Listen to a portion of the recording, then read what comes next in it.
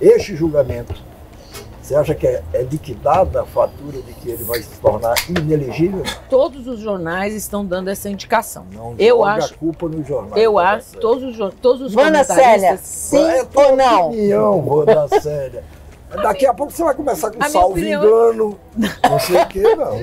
A minha opinião é que ele deverá ficar inelegível, tudo indica que sim. Ah, tá bom, casado. Inelegível. Mara. Inelegível. Pô, vocês são contra mesmo, rapaz. E você? Eu tô indo na tua coluna do Boi Manso. Eu achei aquilo ali muito bem observado. Boi Porque se Manso. tivesse alguma chance dele não ficar inelegível, ele estaria esperneando. Nosso Bosco Mas de eu acho Andaraí. que tem duas coisas certas hoje no Brasil. A inelegibilidade do Bolsonaro e a aprovação do Zanin. Eu concordo com você. Nossa convidadíssima especial de hoje, Lídia Medeiros. Já não é a primeira vez que ela está na fanfarinha. E ela participou já é a segunda, né? Reincidente. Reincidente. Não, muitos chamam de mídia Medeiros, porque é a própria encarnação da mídia, mas enfim.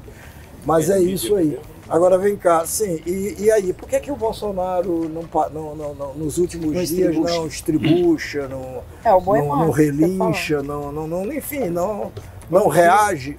Não reage. Chegou. Opa! Chegou. Olá, pessoal. Chegou E aí? nosso convidado. E como diz o pessoal, o assunto de hoje. Chegou o assunto. Chegou o assunto.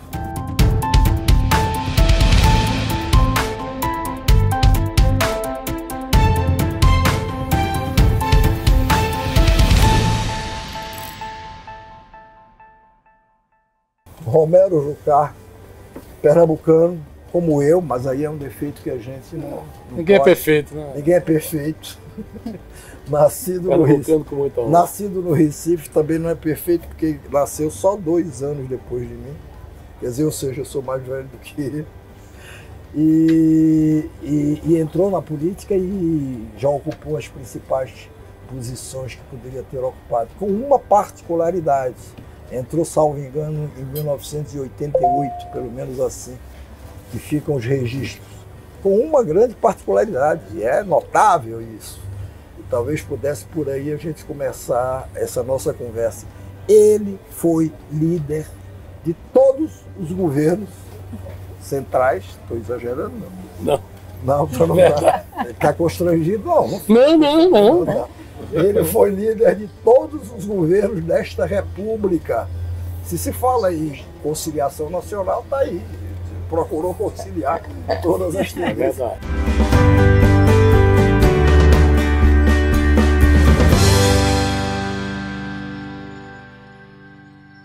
Agora, me diga como é que você conseguiu se dar bem com todos os governos que nós já tivemos, pelo menos da redemocratização para cá. Na verdade, né, Noblar, eu tenho uma formação técnica, né? Sempre trabalhei muito e sempre fui muito focado em resultado. Fui líder do Fernando Henrique, foi o primeiro governo que eu fui líder, Fernando Henrique. Quando começou o governo do Lula, eu estava na oposição. Eu tinha apoiado o Serra, eu tinha sido vice-presidente nacional do PSDB e estava na oposição. Passei 1 ano na oposição ao governo Lula, até ir para o MDB, convidado pelo Sarney, pelo Renan, né, uma turma boa, que me convenceram a ir para o MDB. Fui para o MDB e terminei líder do governo do presidente Lula. Agora, devo dizer uma coisa, nos 4 governos que eu fui líder, eu nunca defendi nada que fosse contra o meu posicionamento. Vamos dar um exemplo claro. Né? Governo Fernando Henrique, governo de reformas, governo de equilíbrio fiscal. Né? Eu sempre atuei muito nessa área da economia, porque é uma área que sempre me interessou muito. Né? E eu defendi muitas coisas com Pedro Malan sendo ministro da Fazenda. Com o governo do presidente Lula, eu defendi as mesmas coisas, os mesmos programas, a mesma visão de equilíbrio fiscal, a mesma visão de crescimento econômico, com o Palocci ministro da Fazenda. Né? Então eu fui líder do presidente Lula, defendendo a economia, defendendo a propriedade privada, defendendo o investimento privado, defendendo o resultado, né, que pudesse permear a melhoria da vida das pessoas. E no governo do presidente Lula, as pessoas melhoraram de vida, nós tivemos uma ascensão da classe média, né? Houve uma elevação da renda da população brasileira. Fui líder um ano do governo da presidente Dilma. Apenas um ano. Né? Deixei a liderança e avisei, na minha observação e no meu conhecimento, de que o governo ia dar errado na economia, porque a conta não fechava, começou a se fazer algum tipo de atuação que, em tese, criava uma série de problemas futuros. E fui líder do presidente Michel, de quem sou amigo, era presidente nacional do MDB na época também. Então eu sempre defendi aquilo que eu acreditei, aquela minha visão de país, né? Nunca tive nenhum tipo de problema de deixar de ser líder de um presidente para o outro com uma matiz em tese ideológica, mas que na verdade era uma matiz pragmática de aprovar os projetos no Senado, de aprovar os projetos no governo, de aprovar o orçamento, de fazer as coisas acontecerem. Dentro dessa experiência do senhor, o senhor vê algum risco de ruptura entre presidente da República e presidente da Câmara uma segunda vez? Não, eu acho que às vezes o tecido se esgarça, às vezes há um pouco de... Nós já tivemos presidente de câmaras voluntariosos, né? Mas acho... Você está chamando o Arthur Lira de voluntarioso? Não, eu acho que o Arthur Lira defende ferrenhamente as suas posições. O Arthur, ele é firme, né? E defende posições. E o Pacheco não, presidente do Senado? Não, o Pacheco ele defende também, mas o Arthur é nordestino, o Pacheco é mineiro, né? Então você tem aí matizes de temperamento diferentes, vamos dizer assim. Mas eu acho que o presidente Lula vai ajustar a relação do governo. Né? Você se sentiu mais confortável? Por favor, Lídia. Ajustar como? Cedendo ao que Não, está eu acho se que, na reivindicando? verdade, né, Lídia, política não é só resultado, política é processo, é a forma. Né? Política, se você disser que um governo vai atender tudo de um parlamentar, esse governo está errando, porque quando ele atender tudo, vai vir outro tanto de tudo sendo solicitado, porque a necessidade ela não tem fim. Né? Então o governo ele deve atender o que é possível atender dentro da linha, mas num processo. Né? A fila precisa andar. E o que a gente viu um pouco no governo, no início, foi a fila sem andar, as coisas sem se definirem. Né? Mas começo de governo não é assim, meio tumultuado ou não? Veja bem, começo de governo, de quem está começando o governo, pode até ser assim. Governo do presidente Lula, que já foi presidente 2 vezes e tem a experiência e o preparo que tem, talvez a expectativa fosse outra. Na verdade, não é o que acontecia ou não acontecia. Era a expectativa do Congresso perante a posição do próprio governo na atuação. Mas né? o Congresso hoje já não é diferente também, né? O Congresso hoje é muito diferente. As dificuldades não são maiores? Não, são maiores, porque você tem um Congresso hoje que vive um pouco de resultado disso aqui, né? Que é a situação da narrativa rasa, As redes sociais, as questões das redes sociais. Né? E da fake news, porque hoje, na verdade, você não tem uma discussão de verdade nas redes. Você tem uma discussão de guerrilha nas redes. Né? É uma guerra que nem sempre a verdade é o assunto que prevalece. Mas não é só isso, né? O Congresso também, hoje é um Congresso que está já mais fortalecido, com orçamento, está mais independente do governo. O Congresso, ele tomou conta de um pedaço grande do governo. Né? E aí, fruto do governo anterior, né? E, na minha avaliação, de um erro de ótica do ministro Paulo Guedes, que é quem, de certa forma, tocou essa... Explica melhor esse erro. Não, porque o que é que você tinha sempre? Historicamente, eu fui relator 3 vezes do orçamento, conheço bem o orçamento. Né? O orçamento ele veio numa evolução. Você tinha um orçamento, depois teve as emendas individuais, depois teve a emenda de bancada. Né? Aí no governo Dilma, as emendas começaram a atrasar muito. E aí o Congresso aprovou a emenda impositiva, que até então não existia. Né? E no governo do presidente Bolsonaro, né, pelo Paulo Guedes não conhecer essa dinâmica, começou-se uma discussão e um discurso de menos Brasília e mais Brasil, né? E aí o Congresso aproveitou e sequestrou o investimento do orçamento. A RP9 foi criada em cima... A RP9 é o famoso orçamento secreto. O orçamento secreto, a emenda de relator. Foi criado em cima da baixa da guarda do governo que ficou refém da indicação. Você imagina o seguinte, quando é que no passado se teria ministros de Estado refém pedindo ao relator do orçamento, a parlamentares, que colocassem dinheiro no seu orçamento da verba nacional que o Ministério devia ter. Isso é o fim da inversão das políticas públicas. Mas o senhor citou um processo que começou com a emenda individual, passou para a emenda, quer dizer, foi aumentando gradativamente o poder do Congresso. O próximo passo seria o orçamento 100% impositivo, o senhor vê isso? Veja bem, o problema do orçamento ser 100% impositivo é a forma de fazer o orçamento. O orçamento, no que interessa aos parlamentares, já está 100% impositivo. Né? Ou quase, porque agora se regrediu um pouco, as emendas nacionais, RP2 que eles chamam, o Supremo se manifestou. Tem um exemplo na prática disso que você está falando. Vamos dar um exemplo na prática. Transposição do São Francisco. Né? Sempre foi um programa do Ministério. Chegou uma hora que a transposição do São Francisco dependeu de emenda da RP9.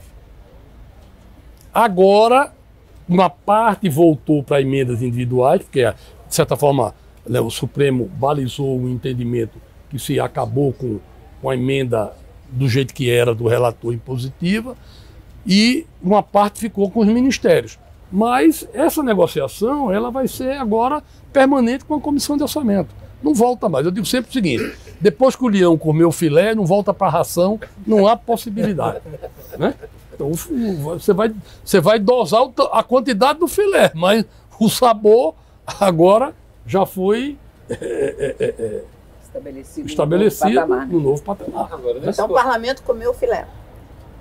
O parlamento comeu o filé. E o governo ficou com o osso. É uma boa frase. E onde isso vai? Eu estou dizendo, o parlamento comeu o filé é uma boa frase. É uma boa frase. Eu queria só fazer uma dúvida, estabelecer uma seguinte dúvida. Vamos supor, o Ministério da Justiça cuida dos presídios. Mas para isso ele vai ter de pedir ao Congresso a verba, é isso? Ele vai ter que negociar com o Congresso a verba. O que vinha antes todo para investimento do governo federal vindo na proposta orçamentária vai ser negociado com agora. Mas nos países em que o orçamento é impositivo não é assim? Não é, mas veja bem, aí você teria que mudar um pouco a forma do orçamento positivo. Primeiro, despesa de custeio de ministério não deve ser impositivo. Né? Porque despesa de custeio é corrente, não deve ser, a não ser de pessoal, o restante, e previdência, essas coisas, não deve ser impositivo. Os investimentos, o ideal, e eu acho que vai caminhar no futuro para isso, é que os programas técnicos dos ministérios sejam aprovados nas comissões temáticas do Congresso. E aí você vai ter a Comissão de Infraestrutura, por exemplo, discutindo e aprovando quais são as principais estradas, qual é a ligação que é estratégica para o país, se é com o Pacífico, se é com a Amazônia Ocidental. E o ministro lá, como um pedinte... E o ministro discutindo lá, porque ele vai ser implementador de políticas públicas que vão ser definidas pelo Congresso. Vai terminar nisso. Isso não liquida com o caráter essencialmente imperial da presidência no Brasil? Mas a tendência é esse poder imperial ir ajustando até que se chegue, né? Já se chegou num governo de coalizão, até que se rediscuta a questão do parlamentarismo, que é a tendência. Você anda conversando muito com Michel Temer sobre esse assunto? Não. Mas eu sou parlamentarista. Eu cuido da economia há muito tempo e eu vejo o volume da mudança de ampliação de gasto público do Congresso sem fazer conta. Se o governo for parlamentarista, o Congresso vai aprovar a despesa, mas vai fazer conta da receita, porque a operação de governo vai depender do Congresso, que é o parlamentarismo. Entendi perfeitamente. Mas você acha que O parlamentarismo tem obstáculos até que ele chegue, inclusive da consulta. Precisa de um amadurecimento político, né? Mas esse semipresidencialismo, que não é nem uma coisa nem outra, é um meio caminho, como existe uma emenda, eu te pergunto, você acredita que a gente vai ficar nesse semipresidencialismo e não avança do parlamentarismo? Eu acho que fica, porque o parlamentarismo é algo que depende do amadurecimento cultural e a visão de política do povo brasileiro, porque tem que ter um plebiscito. Então não é uma decisão... Plebiscito ou referendo? Hã? Plebiscito ou referendo? Não, o plebiscito ou referendo, se discute, né? Eu acho que aí vai depender do... Já tivemos dois. Do modelo... Hã? Já tivemos dois, não? Sobre parlamentarismo. Não. Eu acho que... Tivemos um em 93. Tivemos um. Quando era para fazer a revisão constitucional em 93, fez o plebiscito do parlamentarismo. Mas ali foi toda uma campanha. Já não como a questão das armas. A campanha fazendo até pilhéria. Tem que ter o rei, o nosso rei vai ser o Pelé, aquela coisa. Não foi, mas de qualquer forma teria que fazer outro. Teria que fazer outro. Não fala mal do rei, porque na época eu trabalhava numa agência de propaganda que fazia também muito campanha política, etc. e tal. Eu acho que esse ano foi... Qual foi o ano exatamente foi do referendo ou do plebiscito que a gente voltou? O parlamentarismo, hein? 93. 93. Foi isso. E aí a gente queria fazer a campanha da monarquia, porque era ótimo a campanha da monarquia. Você não precisava ganhar, né? Não precisava ganhar, não sei o quê, papapá. Dá para fazer uma campanha bonita. O que eu quis dizer foi o seguinte, o que ficou transmitido para a população era mais ou menos a ideia, era mais ou menos essa, de você mostrar que o parlamentarismo significava monarquia também, o que é uma verdade. Claro. Então, a partir daí, fez ironia com a campanha e aquilo morreu rapidinho, mas foi feito o plebiscito. Então, mas tem que ter outro. Rodrigo Maia, ele dizia quando era presidente da Câmara, uma entrevista que ele deu aqui no canal mesmo, ele falando que era preciso, primeiro, fazer um trabalho na imagem do Congresso. Sim, que a imagem do Congresso é muito ruim para que você, num plebiscito, conseguisse mostrar para... que vai governar. Exatamente. Você acha que ainda é necessário essa imagem do Congresso não melhorou? Em amadurecimento político, em organização dos partidos, tem todo um processo aí que isso não está na cultura do povo brasileiro, né? Do povo latino. Né? Você sempre tem um comandante, tem o chefe, não é uma coisa que Salvador, não é assembleísta. Né? O latino não é assembleísta, ele é dogmático, ele é peremptório. É a responsabilidade, eu acho, sabe, senador, com todo o respeito. Quando você está num regime presidencialista, você tem para você responsabilizar. Quando você está num regime parlamentarista, o latino não gosta dessa ideia de responsabilizar uma porção. Ninguém vai assumir. Então eu acredito que essa ideia... Não, mas ninguém vai assumir, entendeu? Quando a mãe briga com mais de dois, é porque ninguém tem culpa. Essa ideia... Essa forma é um pouco ilusório também. Eu entendi o que você falou, mas é porque tem a figura do primeiro-ministro, né? Tem a figura do chefe de Estado. De alguma maneira é uma ideia que se tem, que a população tem, de que... Mas é a leitura, né? É a leitura. E é a leitura que vai prevalecer na avaliação da votação. Se quer ou não quer parlamentarismo. Mas se você tem uma imagem... O Brasil não está pronto ainda. Se tem uma imagem boa do Congresso, o Brasil não está pronto mais por conta da imagem do Congresso, do que da cultura da população. Sempre dizem que a imagem do Congresso é ruim em todos os países, né? Você pode ter uma gradação, um pouco de avaliação, mas na verdade é o seguinte, é que você tem uma série de práticas que... Você imagina o seguinte, são 513 deputados, né? Se você tiver 400 fazendo coisa boa, direito, trabalhando, e tiver 50 fazendo confusão, o que aparece são os 50 da confusão. Mas eu me lembro que o doutor Ulisses Guimarães dizia, quando a gente reclamava, esse Congresso é ruim, ele disse, você não viu o próximo. Ele estava prevendo só esperar que isso o próximo. Ia se desqualificar ao longo do tempo. Pelo que eu estou entendendo, você acha que o parlamentarismo não é uma alternativa disponível na política a médio prazo, por exemplo, até 2030? Para o Brasil, não. Essa é a tua conta? Acho que não passa. Não passa? Na prática, vai levar outro dela. Eu faço essa pergunta porque é o seguinte, olhando a sua biografia na política, tem alguns momentos que parecem profecias. Por exemplo, com o Supremo e com tudo. para acabar com a sangria, precisa o impeachment. Você sabe que até hoje eu pago essa história da conversa.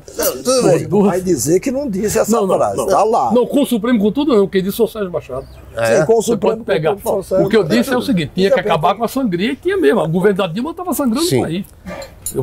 Sim, como é que como é que isso acontece? Você olha a política, o que você vê? Nesse momento, por exemplo, o parlamentarismo na sua agenda não consta, no curto prazo, pelo que acabo de entender. Nós tivemos 4 anos de um governo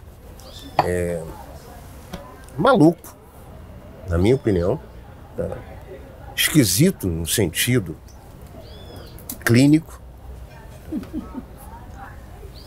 e saímos dele para uma reedição de uma experiência já vivida, que é o governo Lula. Bem, sem nenhum problema, volta-se à normalidade. No entanto, há um fator biológico e um fator político correndo. O Lula, por exemplo, vai completar em 2030 37 anos no ofício de candidato à presidência da República. Isso é inédito, não sei se continuará com mais um mandato, pelo menos, mas já é possível visualizar uma aposentadoria natural, seja por essa situação ou pela biologia, de fato. Como também acontece com outros líderes, que estão aí há 4 décadas. Que tipo de renovação você vê adiante? Ou não vê? Eu vejo, eu acho que... E com quem? Eu acho que você tem aí, você tem uma pleiade de jovens na política que tem uma perspectiva grande. Eu vou dar do MDB, vou dar 2 nomes, por exemplo. Quais? Helder Barbalho e Renan Calheiros Filho, 2, um governador e um ministro. Aí você tem no Rio Grande do Sul, você tem o Eduardo Leite, você tem outras pessoas que têm aí começando a se colocar, né? Na política... Ratinho Júnior aí? Ratinho Júnior, tá aí, né? O Tarcísio. É pré-candidato. O Tarcísio, São Paulo. O Tarcísio e São Paulo são pessoas mais jovens. Né? São pessoas mais jovens. O Tarcísio é focado, profissional, trabalhou no governo Michel Temer, ocupou cargos públicos. O da Dilma também, né? O da Dilma também. Tem um perfil meio parecido com o seu, né? Ele é técnico, migra da técnica para a política. Porque, na verdade, a política tem que ter resultado. Né? Eu acho que cada vez menos a política do enrolation vai se estabelecer. Você tem que ter conteúdo, você tem que saber o que você está dizendo, você tem que debater. Essas pessoas que eu falei, todas elas têm base técnica. Não são, vamos dizer, políticos profissionais, né? Como se nomeava antes, o cara que deixava de ter um mandato, o cara não tinha o que fazer na vida, porque não... Mas dois que você citou são dinastias. Não, mas veja bem, não é questão de dinastia. Se a gente disser que é dinastia, parece que é uma coisa que não estão lá por merecimento. Construíram um caminho. Você não pode dizer o seguinte, não, o cara é parente, é filho ou é neto de alguém e aí não tem condição de exercer o papel político. Não tem. Disputa eleição, se coloca, né? Eu diria que eu conheço os pais e conheço os filhos. E eu posso dizer que os filhos, com todo respeito aos pais, são melhores do que os pais. São pessoas mais evoluídas no processo e graças a Deus. Meu filho é melhor do que eu. Eu sempre torci para isso. Eu acho que... Eu sempre achei isso. Hã? Sempre achei isso. Mas não é regra geral, né? Não é regra geral ainda. Não é regra geral. Mas eu estou dizendo, eu acho que quem tem condição e preparo para se destacar tem a condição de seguir adiante. Quem não tem, fica. Pois é, eu acho que você está falando do sistema compensatório, não é isso? Quer dizer, o sujeito não se elege, aí é nomeado para um cargo mesmo que não tenha condições de assumir aquele cargo. Mas isso cada vez menos vai ser, né? Cada vez menos, porque o processo de escolha e de teste de profissionais da área do governo também, a gestão de governo, eu fui ministro do Planejamento, fui ministro da Previdência, né? E a gestão de governo, ela vai se aperfeiçoando também. Você também já não consegue botar mais um ministro que não tem uma base. Claro, você vai arrumar um emprego para alguém, isso sempre vai acontecer. Isso é a política. Nesse governo atual, você acha que todos os ministros estão bem nomeado? Eu acho que todos têm um tipo de representatividade que Mas eu falo assim, do cargo que ocupa, quer dizer, o vínculo do ministro com a pasta que ele ocupa. Por exemplo, há críticas aí ao Ministério das Comunicações, que não tem. Não, é uma escolha de um deputado, né? Aí foi uma escolha política. Pois é. Entrou naquela questão do governo de coalizão, vamos dizer. Né? Essa é a questão do Ministério do Turismo, que parece também que é uma deputada, mas não tem familiaridade com o tema, não tem o domínio do assunto. Né? Acontece nas comunicações, acontece ali. São do mesmo partido na busca de uma composição. É uma construção que não foi uma construção escolhida de bancada, não foi uma construção testada internamente no partido, foi ali, na verdade, uma solução provisória de agregação do União Brasil. Isso vai ajustar, não tenho dúvida. Isso vai ajustar. A Daniela, ela vai sair, ela foi até para os republicanos, que não é mais nem do União Brasil. Né? O Juscelino, não sei qual é a relação que ele está construindo com a bancada, mas se você pegar... A bancada já assumiu a paternidade do Juscelino. Pois é. E o Valdez também é um ex-governador que tem experiência. Também não é do União Brasil. Também, mas aí era o União Brasil via o Columbre. Aí foi uma cota um pouco da bancada do Senado, do União Brasil. Vamos falar um pouco de economia? Vamos. Arcabouço fiscal. Vai passar, deram vista hoje. Vai passar, mas vai se sustentar? Quer dizer, porque as críticas são em relação à receita, que depende da receita. Primeiro, vamos dizer o seguinte. Eu vivi o momento do início do governo Michel Temer. A situação da leitura da economia era terrível, juros futuros na estratosfera, né? Então era uma situação assim, de muita insegurança e de instabilidade. Nós construímos o teto do gasto. Naquele momento era um remédio amargo que precisava ser implementado. Para dizer o seguinte, olha, não vai ter gastança, não vai ser bagunça, vamos dar uma organizada. Ok. No teto do gasto, a gente sabia que, e tanto que o próprio teto do gasto previa uma revisão de como deveria ser feito, né, a conta de avaliação desse mecanismo. Nesse ínterim, nós tivemos a pandemia e o teto do gasto foi para o espaço e não podia ser diferente. Aí teria que se quebrar o teto mesmo, excepcionalizar a despesa de saúde, de crédito, de assistência social, e se fez isso tudo. Então, o teto do gasto, ele dissolveu. É preciso um arcabouço, é preciso uma âncora, é preciso, né, um aparato de legislação que coloque freio nos mecanismos de gasto público. O governo do PT é um governo que vinha com um compromisso de implementar gastos públicos em várias áreas. Né? Então, o arcabouço, eu acho que foi a conta possível de fechar para sinalizar que se faria mais investimento em educação, mais investimento em saúde, né, que o social ia ser priorizado, que o ganho do salário mínimo ia ser feito, o ganho real da economia, mas foi calcado um esforço de melhoria de receita, porque, paralelamente a isso, já se vislumbrava uma série de questões na própria reforma tributária que não foi proposta pelo governo do PT. Foi proposta pelo Congresso, com a PEC 45, baleia até o autor, presidente do MDB, que previa fim de incentivo fiscal, né? Ou pelo menos a queda grande dos subsídios, o que daria uma folga de caixa para o governo. Então você tinha aí uma conta de chegar que se conseguiu fechar o arcabouço. Ele vai começar a funcionar e aí vai depender do andamento da economia. A economia deve reagir melhor do que se esperava esse ano, né? Então, para o ano, o governo vai poder respirar um pouco e acho que o teto do gasto, que o arcabouço fiscal vai se sustentar pelo menos a curto prazo. Havia uma dúvida no início do governo Lula, até por conta das declarações do presidente, de como seria, se haveria uma expansão nos gastos populista, e, enfim, e muitas dúvidas ali em relação a qual seria o tom do governo Lula. Hoje, o ministro Haddad desfruta de uma confiança dos agentes financeiros e de empresários, enfim.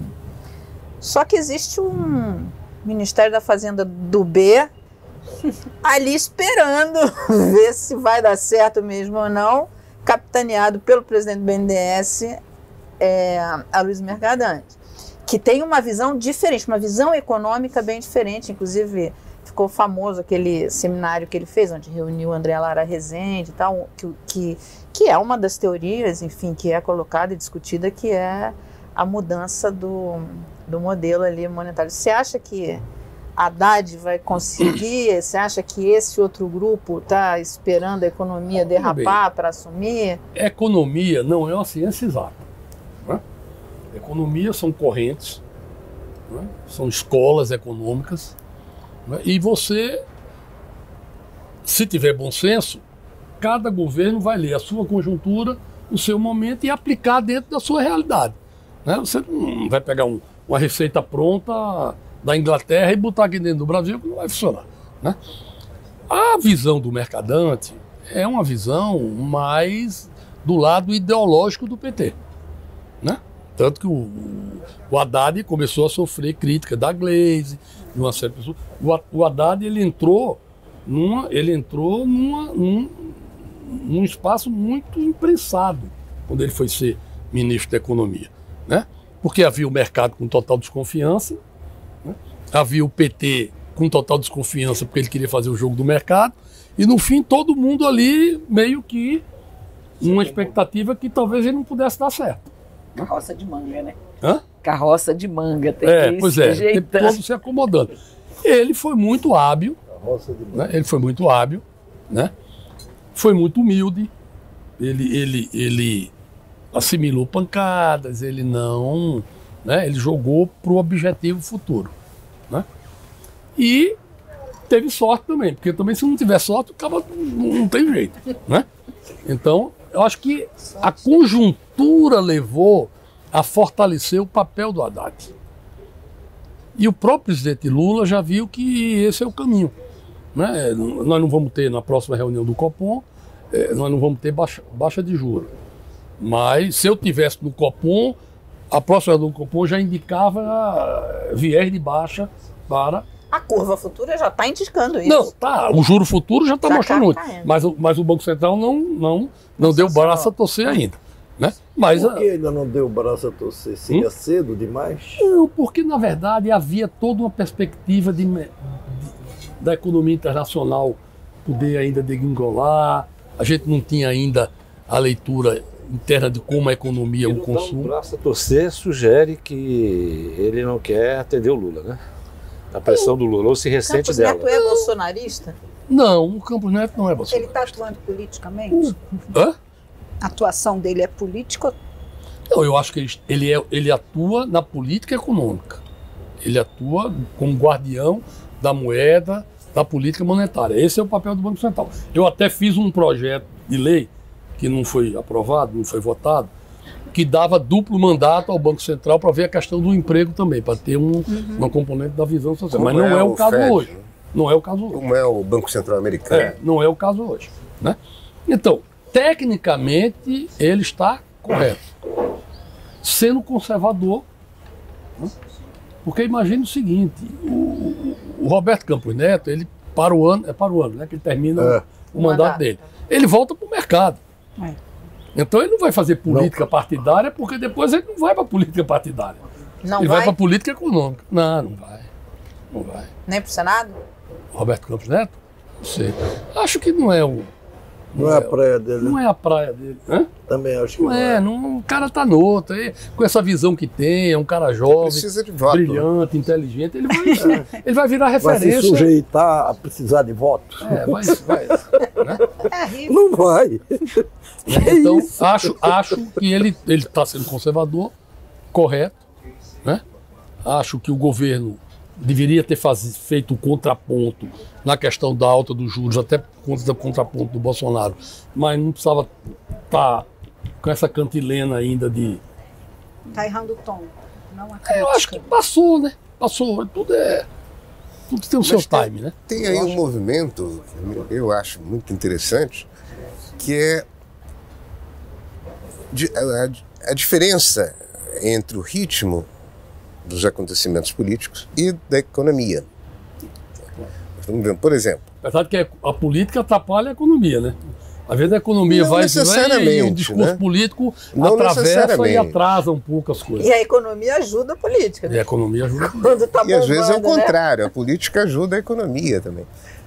Nós viemos de um ciclo depressivo, tá? Os economistas não gostam muito dessa palavra, mas é a verdade. Estamos em depressão. Estamos num ciclo de um pouco mais de 30 anos, de crescimento absolutamente pífio, tá? Em alguns momentos abaixo do crescimento vegetativo da população, mas nos últimos 30, 40 meses é claramente notável, claramente perceptível, tá? Uma mudança no rumo da economia brasileira. Tá? Não é produto de um governo específico, tá? Mas é resultado de um processo. E por curiosidade, eu acho muito curioso que isso tenha acontecido a partir do campo, tá? Do agronegócio. O que aconteceu nos últimos 30, 40 meses? Tá?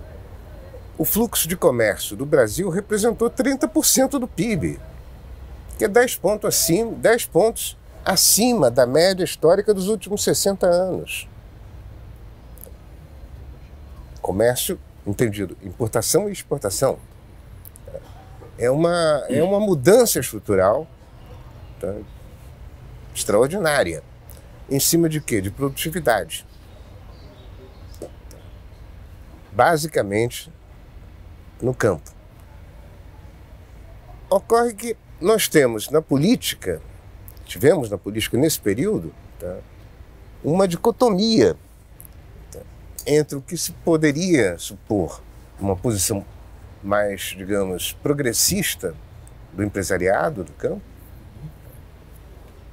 e a vanguarda dissonante, tá? De um extremismo agroindustrial, que financiou inclusive manifestações e tentativa de golpe, sabemos. Tá? Isso é comprovável.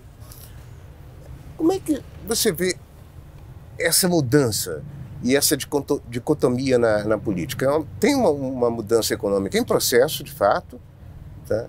Contrastando com uma indústria que se arrasta por falta de produtividade, por desatualização tecnológica, e um campo, digamos, pujante, mas, contraditoriamente, na maioria dos casos, reacionário politicamente.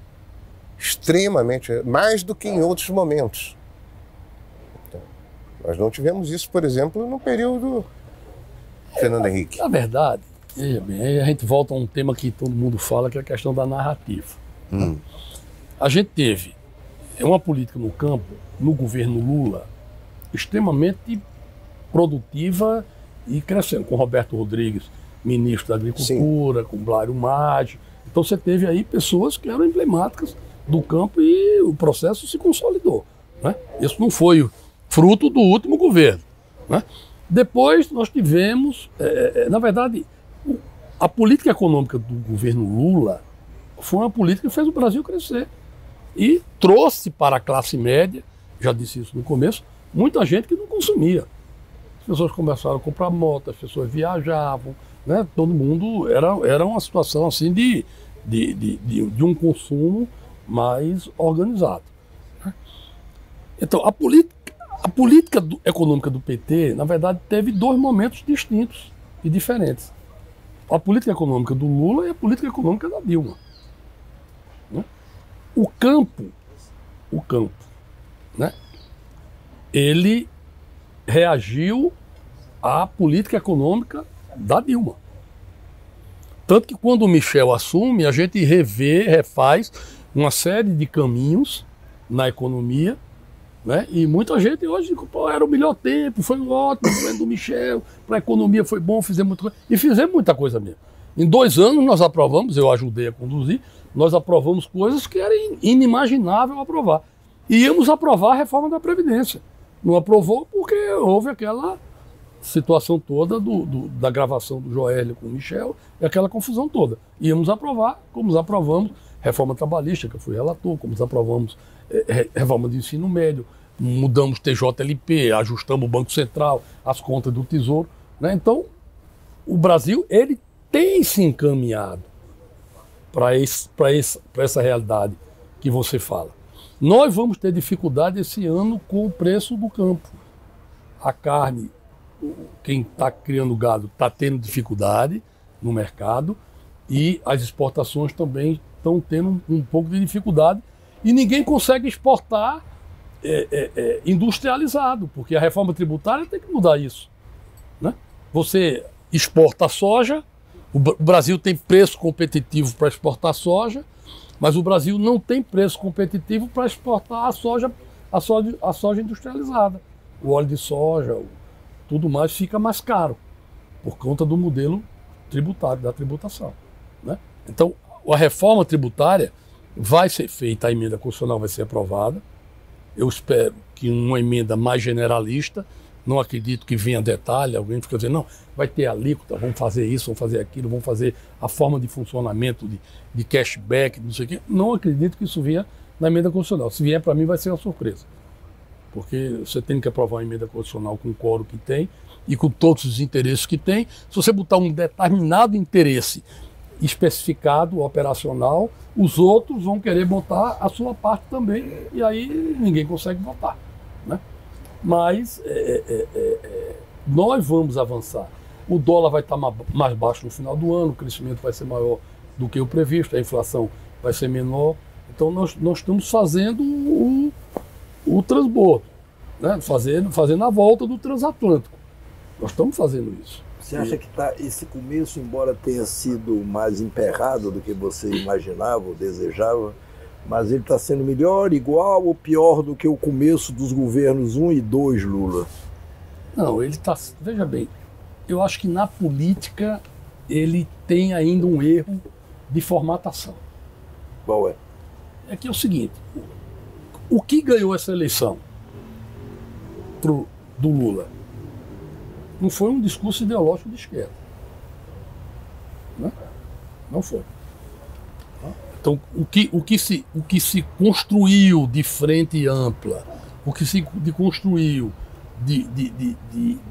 de acordo com o centro para tocar a eleição, e a diferença foi muito pequena, né? Porque nessa eleição nem o Lula tem 51% dos votos, o Lula tinha menos, o resto não queria o Bolsonaro, nem Bolsonaro tinha 49%. O Bolsonaro tinha menos e o resto não queria o PT, né? Não queria o Lula. Tá certo? Então, você não tem um país dividido. Dividido é quando tem metade e metade. Não é assim. Você tem um país compartimentalizado. Você tem extrema-direita, você tem centro-direita, você tem centro, você tem centro-esquerda, você tem esquerda, você tem radicalismo. Então, você tem aí uma play de jogadores, e na formulação política do governo, eu acho que o núcleo que formula a política do governo é um núcleo apenas ideológico de esquerda. Se olhar, vou dar 2 exemplos. Você olhar o Palácio, todos são petistas, todos têm a mesma visão. Você olhar as lideranças do governo, todos são petistas, né? O Randolph não é ainda, mas vai ser, e é de carteirinha, certo? É uma questão de tempo só. É uma questão de tempo. Então, você não tem na formulação uma discussão de centro para valer. Mas não se esperava que fosse diferente, né? Não, mas veja bem, eu acho o seguinte... Mas no primeiro governo ele foi líder, não é? Eu fui líder. Vamos pegar o governo do Lula. Você tinha no Palácio Valfrido Maris Guia, você teve o Zé Múcio, eu era líder do governo, estava lá o tempo todo falando. Então, o presidente, ele tem ele tem um compromisso com esse país e com a história. O governo do presidente Lula tem que dar certo, porque se der errado, vira um problema aí que nós vamos regredir aí 20 anos. Então tem que dar certo. Esse tem que ser um compromisso da sociedade brasileira. Agora, o governo tem que armar o jogo certo. O que você está falando é que o governo não está refletindo a pluralidade que não é nem foi fundamental para eleger. Você tem ministro tal, ministro qual. A discussão não é essa. A discussão não é dizer quem está operando o ministério tal. Aí está dividido, ok. A discussão é o seguinte: o âmago do governo, o que é que o governo quer? O governo quer uma sociedade plural e quer um pacto da esquerda com o centro para construir um outro país, que é esse país que você fala. A gente tem que ter. Porque o governo do Lula tem que ter políticas sociais de esquerda, tem que ter gestão da máquina administrativa profissional, não pode ser ideologizado, não. Então quem é ideológico vai, quem não é ideológico não está fora. Tem que botar os melhores para tocar cada lugar.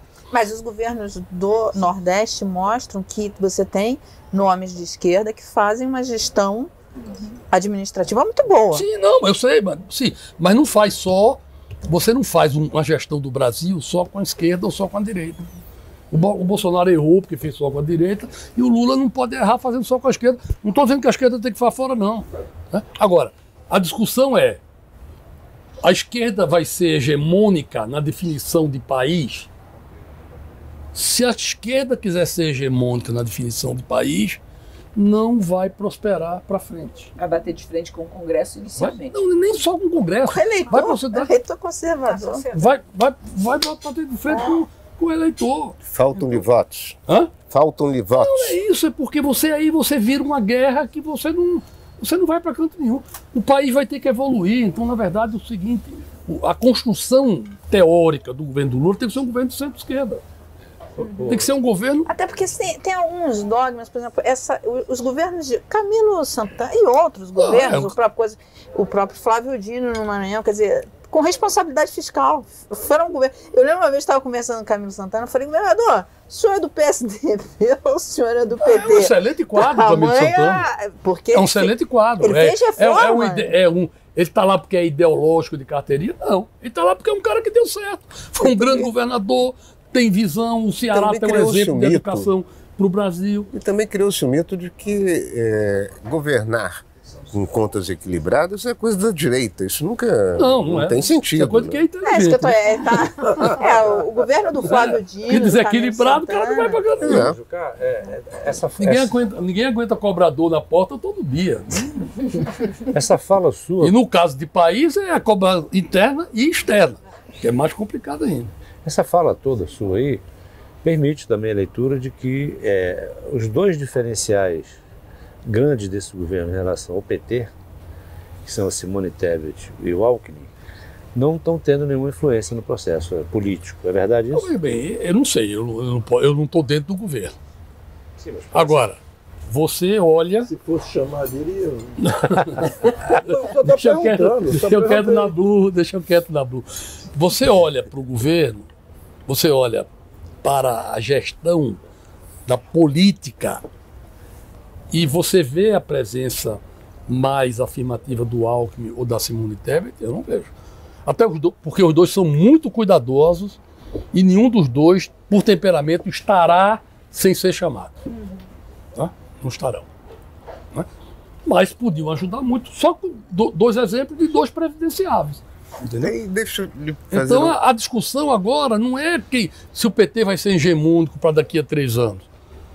O PT só será hegemônico para daqui a 3 anos se construir uma proposta para o país que agregue o centro e que dê confiança de dizer o seguinte: o Brasil não será uma república socialista, porque a narrativa contra é essa.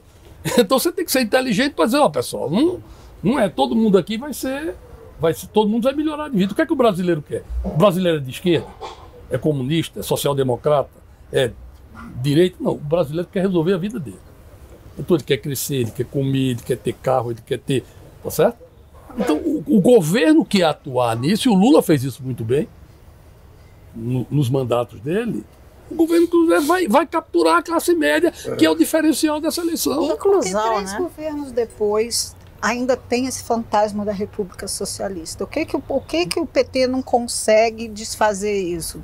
Isso o PT... Se a realidade desmente essa narrativa. É porque, às vezes, veja bem, o âmago da discussão e do que se passa talvez seja contra eles dizerem, eles ficam com vergonha de dizer isso, eu acho. Entendeu? Fica aquele negócio de dizer, não. A proximidade do governo com outros governos, tipo Maduro. Perdeu o nicho eleitoral. Não, perdeu o nicho eleitoral. Perdeu o nicho eleitoral. Mas o nicho eleitoral se recupera. O nicho eleitoral se recupera. Você acha que o Lula vai ser candidato a mais um mandato? Não dá para dizer, né? Depender do PT, vai. Se depender dele, Lula. Não sei. Constrangido. É a vida dele, né? Na verdade, o Lula hoje... O Lula é um animal político, por excelência.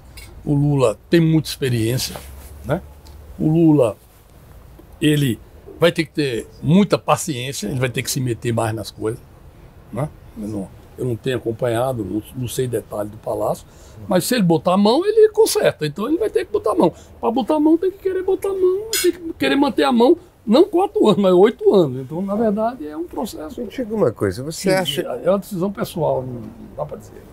Você acha que a eventual, eu considero quase que absolutamente certa, mas a tendência predominante hoje é a retirada do Bolsonaro do cenário eleitoral pelos próximos 8 anos. Essa é a tendência hoje. Eu acho que... A retirada do Bolsonaro do cenário de disputa eleitoral dele. Sim. Eles continuará a ser um player importante, quanto menos o governo atuar da forma correta, mais crescerá esse tipo de Mas isso tem um peso específico em política, óbvio. E aí eu lhe pergunto, o Bolsonaro não candidato, Bolsonaro é apenas um eleitor influente, ele favorece a aglutinação dessas outras forças, por exemplo, centro-esquerda, centro-direita? Eu acho que se o Bolsonaro não é candidato daqui a 4 anos, dá margem a uma direita mais moderna entrar para disputar. E aí é mais perigoso. Então seria o bolsonarismo em queda e a direita em alta. Seria, mais ou menos. Se quisesse, né, reduzir em termos... Mas a extrema-direita perderia espaço. Fora. Não, porque a extrema-direita não vai ter saída, não vai ter representante. Então ele tende a se agregar, né? A inelegibilidade do Bolsonaro, ela dificulta ou facilita a vida do PT? Não, eu acho que a inelegibilidade facilita a curto prazo, dá tempo para o PT poder agir e poder se reorganizar e pegar esse nicho de centro e tudo mais e agregar. Mas se o PT não usar bem esse tempo, na frente da eleição vai dificultar a vida do PT. Então ele vai ganhar prazo, mas pode perder resultado na frente se não fizer isso.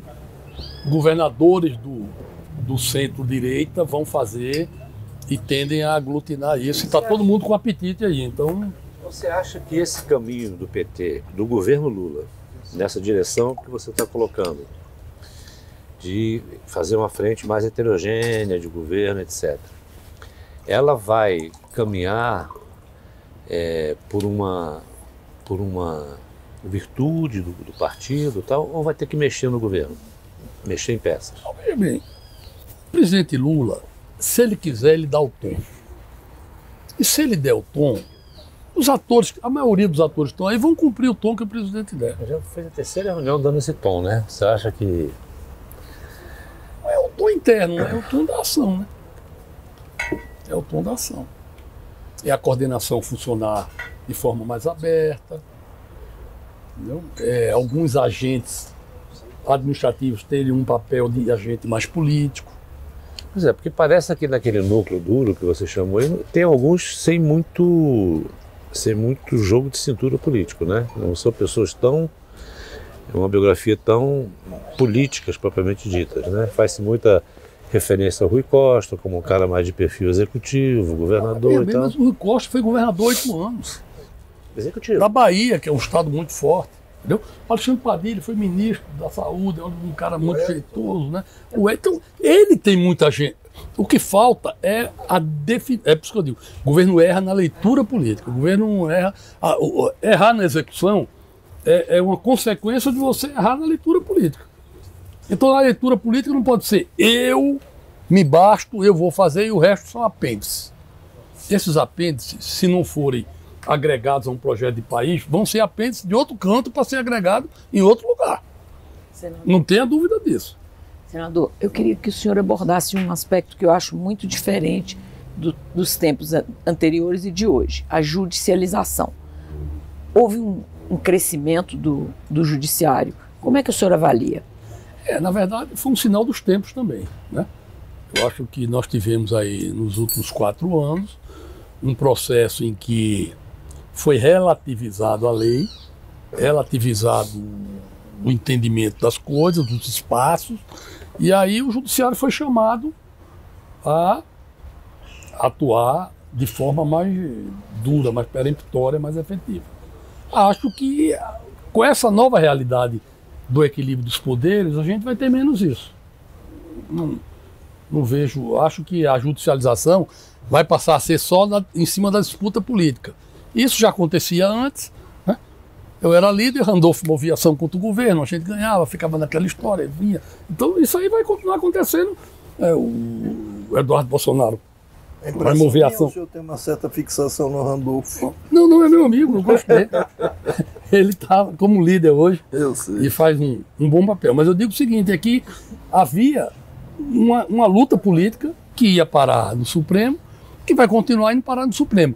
Mas não havia uma luta de poderes, não havia de prerrogativas, não havia nenhum tipo de embate mais que precisasse ser mais mediado com muita força, né? E o Supremo exerceu um papel muito forte. E foi importante o papel que o Supremo exerceu. Em 2018, o senhor votou em quem? Bolsonaro ou Haddad? Não votei em Haddad. Uhum. Senador, tem uma pergunta aqui, ó, das redes. Nós colocamos nas redes que você viria gravar com a gente. Aí tem a pergunta do Lucas Nascimento. Ele diz o seguinte: Lula está agora fazendo parte do acordão? Não, Lula não está fazendo parte do acordão. Agora, o Lula precisa construir um entendimento no país. E se construir entendimento no país é sentar e construir acordos com vários segmentos, né? Agora, é acordão com referência a quê? A não fazer as coisas corretas? Não, o Lula quer fazer as coisas corretas. O Lula hoje tem compromisso com a história e com a vida dele, né? Então, acho que ele perdeu um certo tempo.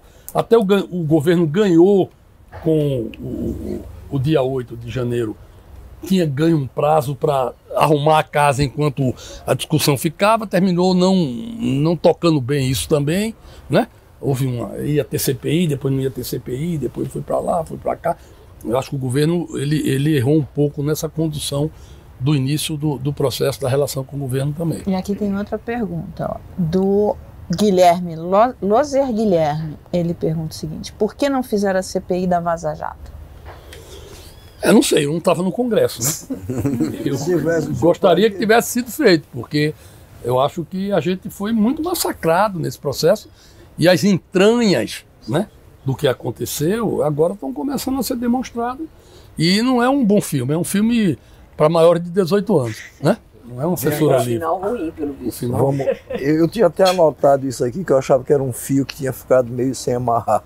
Essa questão do vamos estancar com a sangria. A sangria. Que isso foi colocado no diálogo que o senhor teve, sem o senhor saber, que estava sendo gravado. Na verdade, aquela conversa, né, eu gosto sempre de pontuar quando eu posso isso.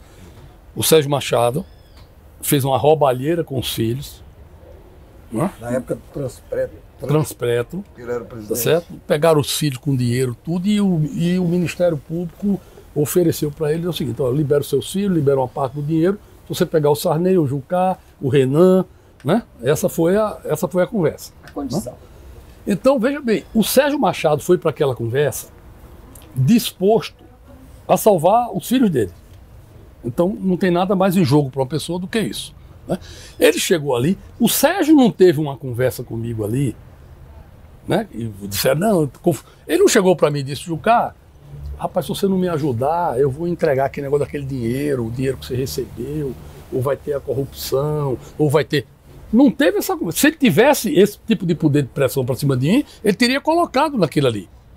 Ele conversou política. O que é que eu disse a ele? Eu defendi a retirada da Dilma, e defendi isso nas páginas amarelas da Veja um ano antes, um semestre antes. Porque o país, a economia estava se acabando, né? Defendi, e que tinha que fazer um entendimento nacional. E tinha que fazer um entendimento nacional. Ninguém caça um presidente se não tiver um entendimento nacional. Não é a vontade individual de uma pessoa, né? Então, aí ele disse, tem que fazer um grande entendimento nacional. Aí o Sérgio, na conversa, diz, com o Supremo, com tudo. Aí é como se eu tivesse dito, eu não disse isso, né?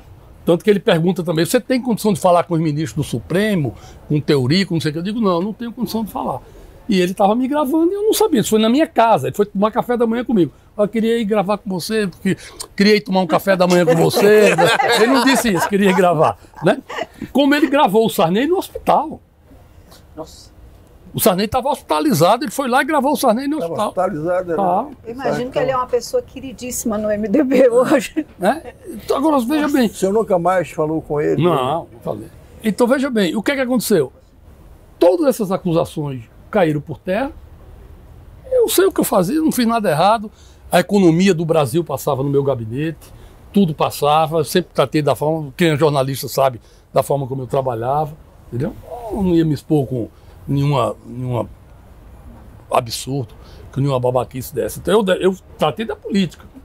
Né? Pois é, tem um livro muito bom, vários de nós já lemos, chamado Impeachment, a Operação Impeachment, do Fernando Limonge, que é um professor da USP, cientista político e de muita fama, onde ele diz basicamente, olha, o que derrubou a Dilma foi a reação da classe política em geral, ele não está particularizando ninguém, do sistema político, que se viu ameaçado pela Lava Jato, independente de todos os defeitos do governo Dilma e da coisa. Naquela época, a Lava Jato estava em cima do PT, não estava em cima dos outros partidos. Não, já tinha chegado.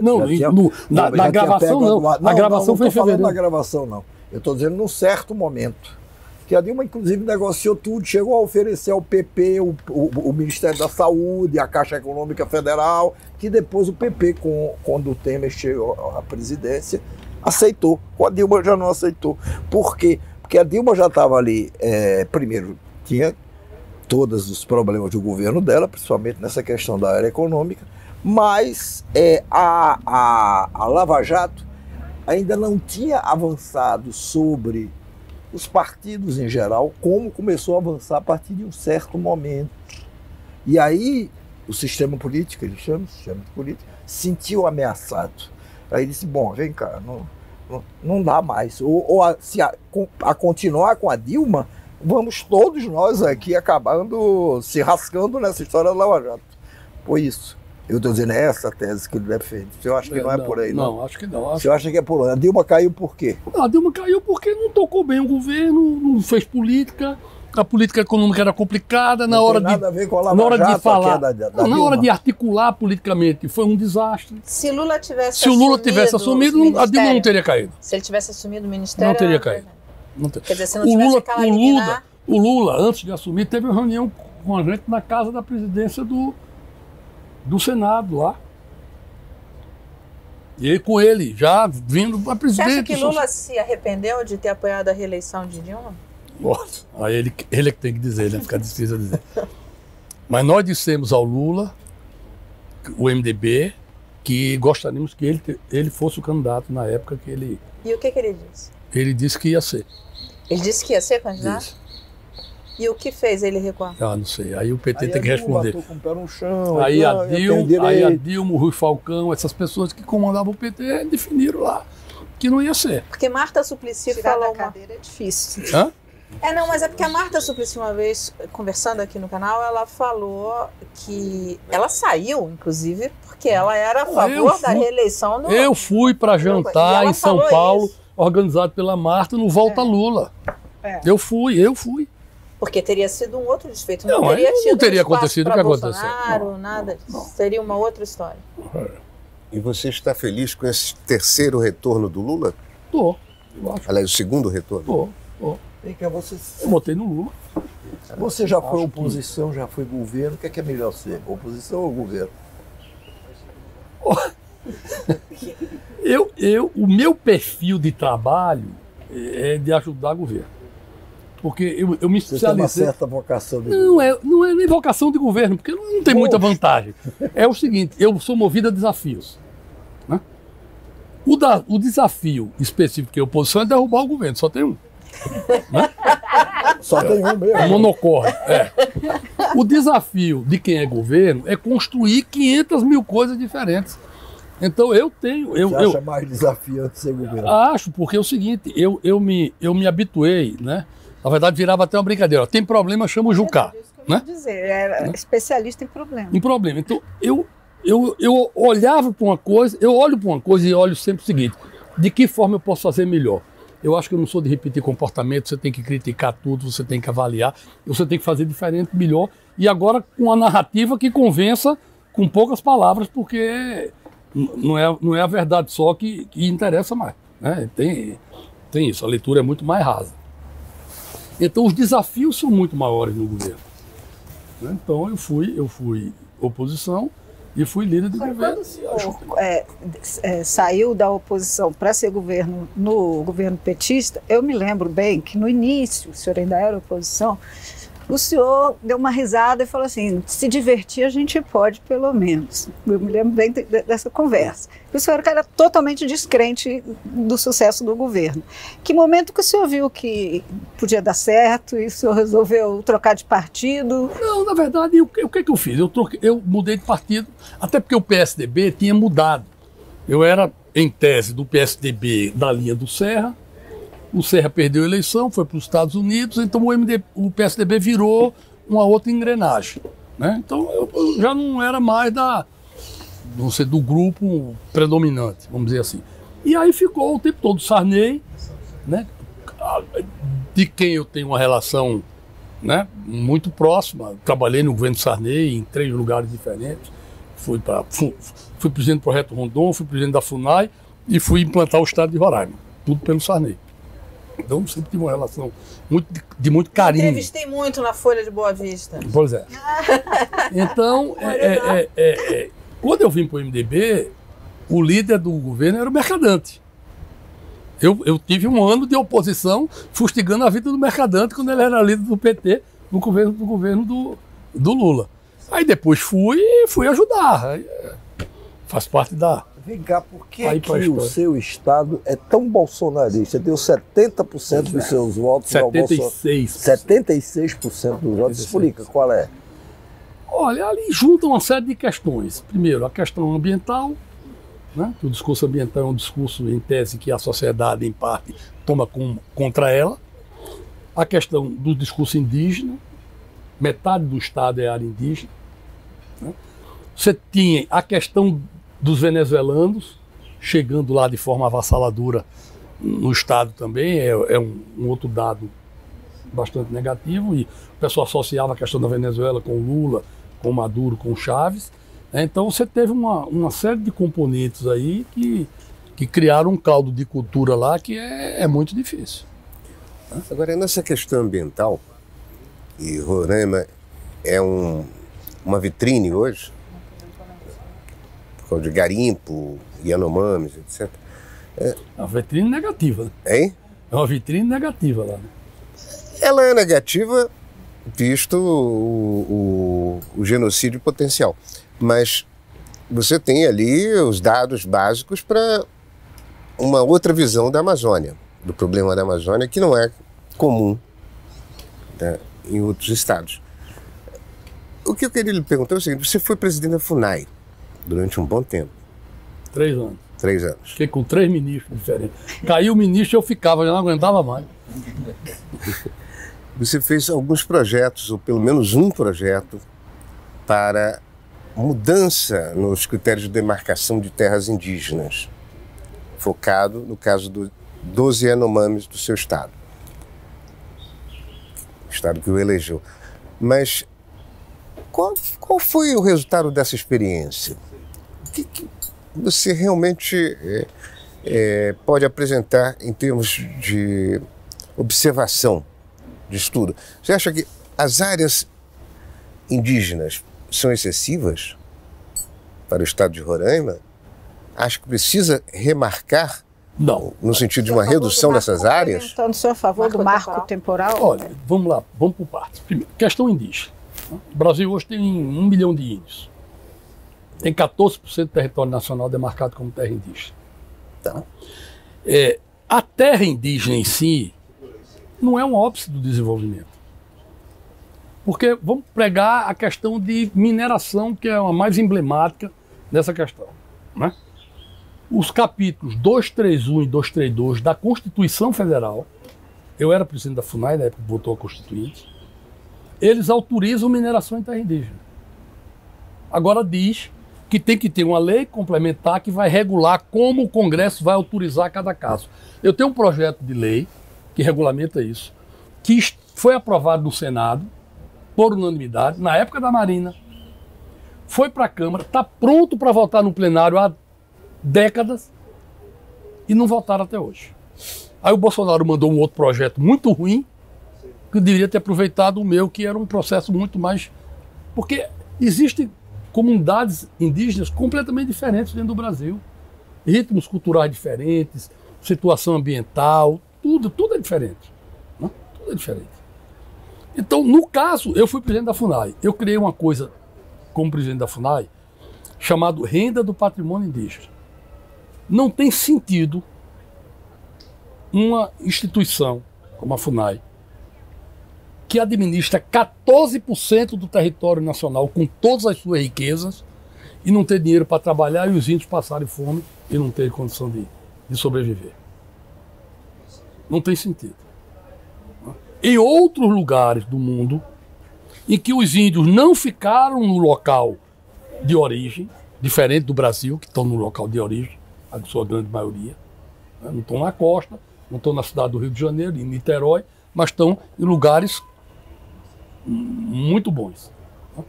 Não tem sentido. Nesses países como a Austrália, como os Estados Unidos, né? Só para dar 2 exemplos, e que eles foram para outros lugares, a riqueza nessas áreas hoje se faz de forma a que tenham um tipo de sustentação diferente do que a comunidade indígena do Brasil tem.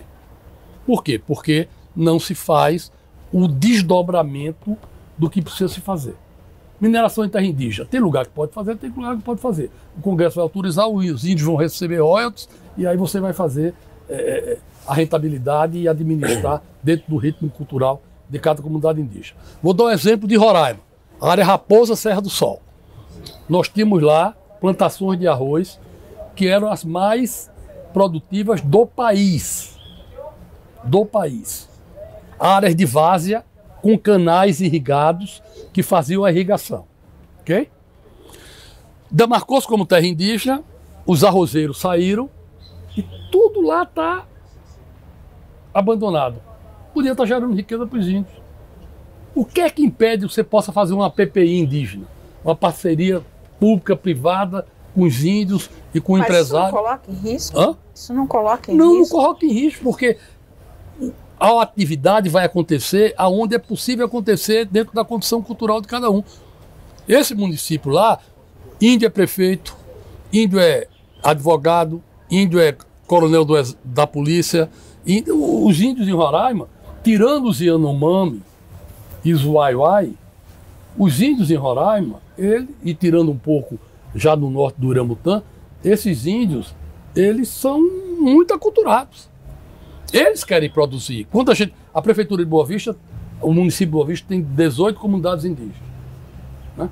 As escolas são da mesma qualidade que a escola da cidade, tem aula de robótica, tem aula da língua materna de cada comunidade, E eles produzem, eles plantam, eles vendem, eles fazem tudo. O senhor está dizendo coisas que eu não conhecia. O senhor acha que há muita desinformação? Acho que há completa desinformação. A questão indígena, ela é uma questão tratada sem a profundidade que tem que ser discutida no país. Ela é uma grande bandeira para arrecadar recursos externos, e alguns segmentos utilizam disso. Natural, não recrimino não. Acho que cada um deve defender aquilo que tem que defender. Agora, cabe ao governo brasileiro fazer a gestão responsável dessas áreas, dando um futuro para as áreas. Porque o índio hoje, ele vai no rio, ele usa motor de popa. É uma sacanagem do antropólogo dizer o seguinte: não, motor de popa acultura o índio, ele tem que ir no remo. Pô, não é você que está remando, cara pálido. Então, essa frase é boa. Dá um motor de popa pro cara. A questão cultural é manter a língua, é manter as tradições culturais. A questão da violência, do garimpo ilegal, do madeireiro isso ilegal, é uma loucura, enfim, é uma loucura. do que está acontecendo. Mas aí o governo tem que Houve ter... avanço nisso no governo Bolsonaro? Não. Houve retrocesso no governo Bolsonaro. Não, então, mas avanço da violência. Avanço da violência. Houve, porque o aparelho, do crime, o aparelho fiscalizatório foi inibido. Deliberadamente. Aí nesse aspecto tem um... E veja bem, se a FUNAI tem recursos com a utilização dessa renda do patrimônio indígena, a FUNAI tem condição de fazer isso junto com as próprias comunidades indígenas. A gente tem casos em Roraima dos índios terem a segurança da comunidade. Então é você capacitar, aparelhar, remunerar, entendeu? Porque um dos primeiros sucessos meus, quando eu fui presidente da FUNAI, eu nunca tinha trabalhado com índio na vida. Eu era presidente do Projeto Rondon, e enquanto eu fui 11 meses presidente do Projeto Rondon com o Ronaldo Costa Couto como ministro do interior, a FUNAI teve 5 presidentes. Um dia ele me chama e diz o seguinte: o Caio, você é meu amigo? Sou ministro, claro. Então você vai fazer um negócio para mim. Eu digo: o que é? Você vai ser presidente da FUNAI. Eu digo: o senhor está de brincadeira comigo. Eu sou economista. Eu sou seu amigo, mas o senhor não é meu amigo. Nunca pensei. Muito amigo. Não, você tem que ir, você é um cara que vai fazer. Tá bom. Fui e criei um objetivo. Primeira coisa que eu vi: o índio estava abandonado na comunidade. A FUNAI, 90% dos servidores da FUNAI estavam aqui em Brasília. O que é que eu fiz? Peguei metade, devolvi para o governo, criei um plano de cargos e salários e contratei para as pessoas estarem na comunidade indígena. Como é que eu contratei? O salário de chefe de posto indígena era igual ao de diretor da FUNAI, para estimular o cara a ir para a ponta. E aí comecei a contratar indígena, fomos formando indígena. Então não é fácil você dizer o seguinte: não, vai ter serviço público nas comunidades indígenas. Dependendo da comunidade indígena, se você não der a condição da própria comunidade indígena crescer, você não vai manter gente lá muito tempo. Você vai ter um funcionário, daqui a pouco o cara está agarrado com um deputado pedindo transferência. Você acha que esse paternalismo que o senhor está descrevendo, como é tratado o índio aqui no Brasil, vem de uma pressão externa? Então, veja bem, não é paternalismo, porque pai cuida bem e o índio está mal cuidado na ponta na maioria das vezes. Então não há um paternalismo. Há um pseudo-paternalismo, há uma linguagem de defesa, de proteção, tá? Mas ela se esvai na realidade. Ela não bate com a realidade na grande maioria das vezes. Tem uma pressão externa. É natural que tenha pressão externa. ONGs internacionais. Eu acho que pressão externa é uma coisa que acontece. É legítimo. Cada um pode pressionar, cada um pode querer o que quiser. Nós estamos numa democracia, então cada um faz o que quer. Agora, o governo tem que ser a sua política pública. Quem estiver pressionando, que quiser ajudar de forma legítima, ajuda.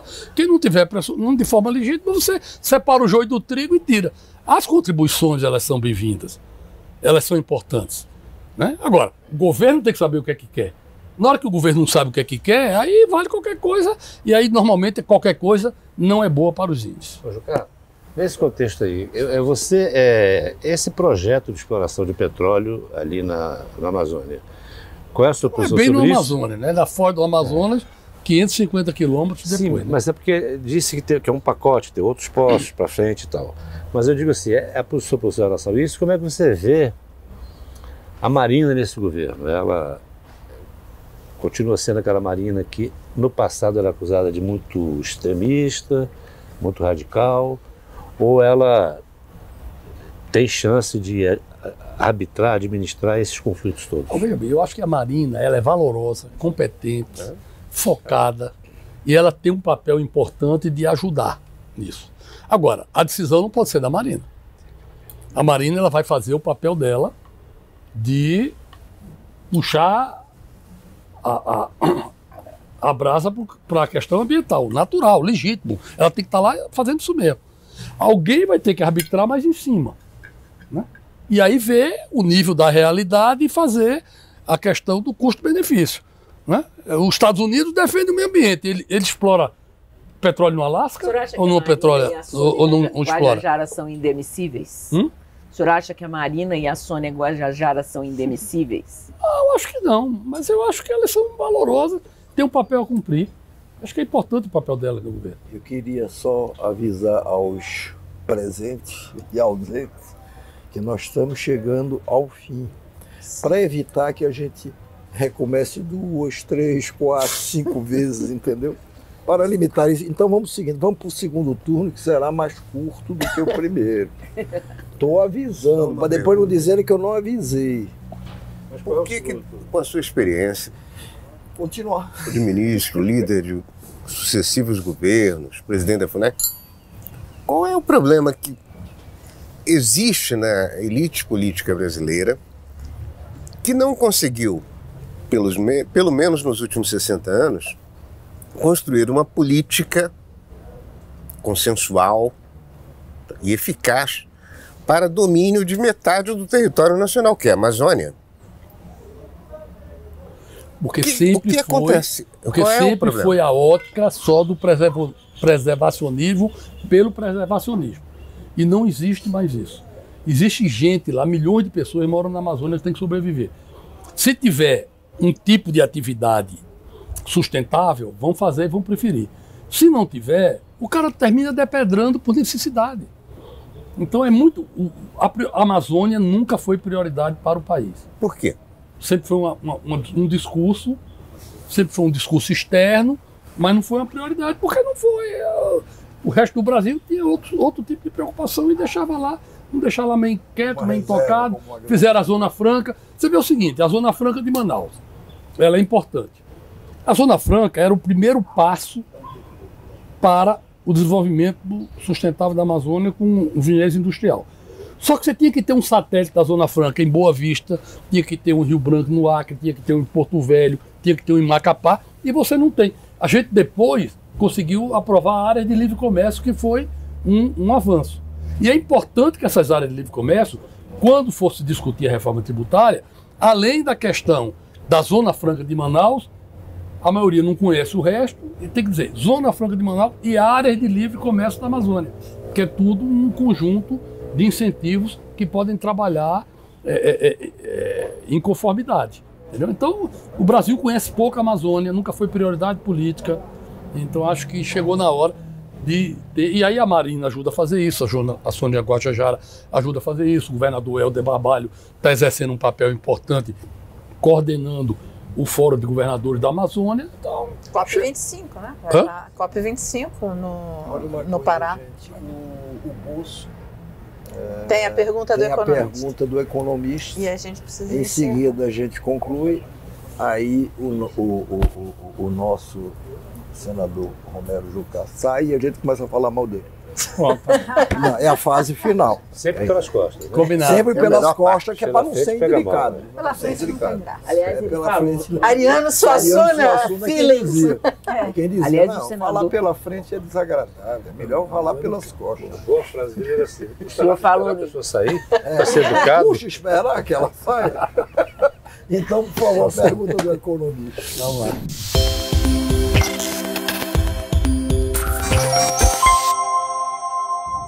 Olá a todos da confraria, senador, um prazer muito grande estar aqui com o senhor, dirigindo minha pergunta. Senador, o senhor tem sido um protagonista nos últimos anos no Legislativo brasileiro, já foi líder de governos de diversas matrizes ideológicas, encabeçou e liderou projetos legislativos de interesse nacional. Além disso, acho que é a única pessoa que foi relator do orçamento por 3 vezes. Então, o senhor tem já uma bagagem extensa de negociação e construção de entendimento entre governo e legislativo. Nesse sentido, a gente olha a dificuldade nesses 6 primeiros meses do governo em construir uma relação mais sólida, mais consistente com o parlamento. O que o senhor acha que falta para o governo para avançar nesse terreno? O que seria necessário o governo fazer para conseguir, de fato, construir uma aliança mais consistente? Muito obrigado. Olha, eu acho que o governo perdeu tempo, o presidente Lula entrou no jogo, ele vai entrar. Até o final do ano, o PP vai ter ministério participando do governo e os republicanos também, na minha avaliação. Eu acho que termina de ajustar essa matriz político-partidária.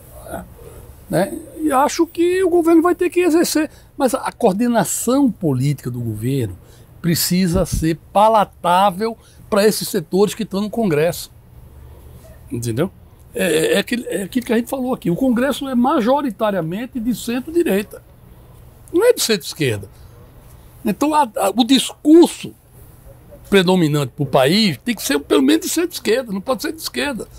Porque não bate com a realidade lá. Antigamente o MDB era o fiador da governabilidade, agora é o Centrão? Hoje é o Centrão pela quantidade. Né? O MDB era majoritário, tinha uma posição mais de centro. Né? Você acha que partidos como o PSDB e o PMDB têm futuro? Não tem. Eu acho que a tendência. Não, acho que a tendência é se aglutinar mais. Ainda tem muito partido no Brasil. Muitos partidos com matiz parecida, né? E a tendência é ir se ajustando. A nova regra eleitoral e a nova leitura política tende a isso, né? Então é preciso fazer uma reforma política um pouco mais avançada, mas a tendência é ir aglutinando aí para ter 7, 6 partidos, 8, não pode ter mais. Você previu aí uma reforma ministerial? Você previu uma reforma ministerial aí, né, em médio prazo? Eu previ, não, eu acho que vai ter. Eu acho que você não vai deixar fora, nesse jogo do Congresso, republicanos e PP muito tempo. Tem que estancar essa sangria. É inexorável eles virem para essa sangria. Tem que estancar essa sangria. Tem que estancar essa sangria da perda de voto lá. Então, essa frase é muito não boa. Você pretende se candidatar a alguma? Essa frase tantas vezes. Não, por enquanto não. Vou esperar, né? Hoje eu estou na iniciativa privada, estou trabalhando como consultor e estou atuando politicamente em Roraima.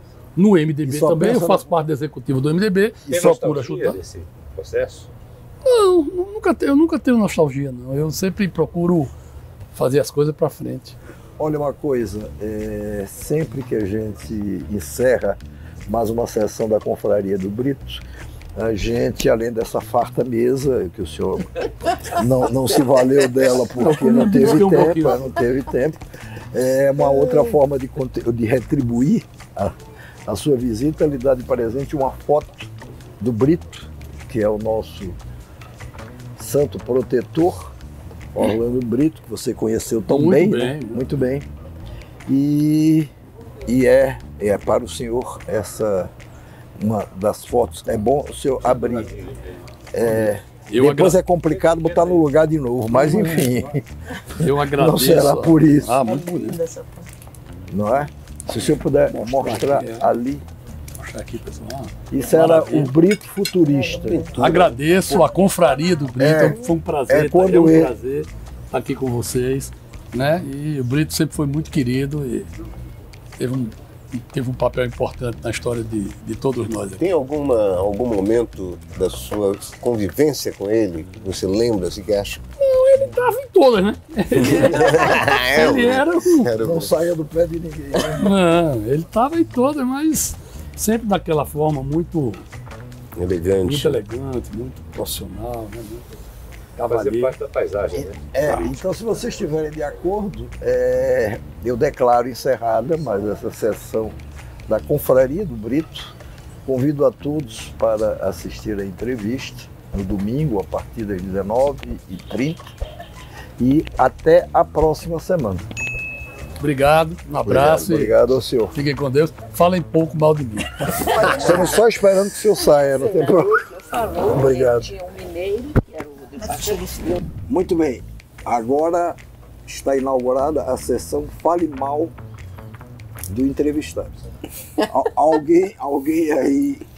Moço, o que você achou do senhor Romero Jucá e das coisas que ele disse? É para falar mal, hein? É para falar mal. Sem querer. É para falar mal, Bosco. Sem querer ser muito, assim, agressivo, né? Mas eu achei que ele, essa reforma ministerial que ele previu aí, acho que lá intimamente ele está se incluindo nela. Ele certamente voltará para esse governo, né? Cara, eu fiquei com a mesma impressão. Mas vem cá, isso é que vocês acham que é falar mal do entrevistado? Sim, porque ele tá, é um desejo oculto dele que ele omitiu aqui da conversa. Ah, de que ele quer ser, quer entrar no governo. É claro. Você até perguntou se ele participaria, ele falou que não, mas ele tem uma leitura econômica de todo o processo, está comprado em Brasil, é assim, está acreditando que vai dar certo e tal. Para ser mesmo, para falar mal, quando eu fiz a pergunta se ele tem alguma nostalgia, eu senti que o rosto dele traiu ele. Saudade, pô. Esse negócio do rosto. Ele queria voltar. Ele respondeu que não, mas eu senti que... Você sentiu, né? Que o rosto contradisse a voz. Sabe o que é que isso me lembra? Um repórter que eu conheci quando eu entrei na profissão, nenhum de vocês era nascido. Não, o casado Primeiro já ou era. Segundo Império? O casado já era. Aí tinha um repórter lá no Jornal do Comércio do Recife, que ele foi cobrir um incêndio. Ele foi cobrir um incêndio. Vocês estão prestando atenção, não? Estamos. Tá. O repórter do Jornal do Comércio do Recife foi cobrir o incêndio. E aí chegou lá, não sei o quê, papapá, viu o incêndio, era um incêndio de grandes proporções. Mas aí chega o comandante do Corpo de Bombeiro. Aí ele corre lá, o comandante não quis falar. Aí ele escreve a matéria, descreve o incêndio, não sei o que, e diz. A certa altura, o comandante do Corpo de Bombeiro chegou ao local e não quis falar. Mas pelo seu semblante, entendeu? Aí pelo semblante dele, aí ele saiu continuando. É mais ou menos isso. Porque foi nítido, porque ele virou o rosto para cá. Eu senti que ele fez uma contração no rosto assim. Ele ia dar um sorriso. A contração é muito boa. Não vai no ar que respira. Ele ia dar um sorriso e recuou. Recuou do sorriso. Muito interessante. Mas aquilo traiu ele, porque ele estava dizendo uma coisa e mas a expressão dele é dizia interessante essa leitura dele de que o governo Lula, até o fim do ano, muda de cara, muda de caráter. E vai na direção de uma espécie de pacto, né? E vai na direção do Haddad, vai reforçar o Haddad. Sim. Vai na direção dele. Mais força. Na direção dele, que quem julgar. Pois é, tá aí uma dobradinha, né? Podia o Haddad feito toda essa arquitetura econômica, etc e tal, aprovado todas essas coisas, arcabouço, isso, aquilo, outro. O Haddad poderia ser o grande coordenador político do governo.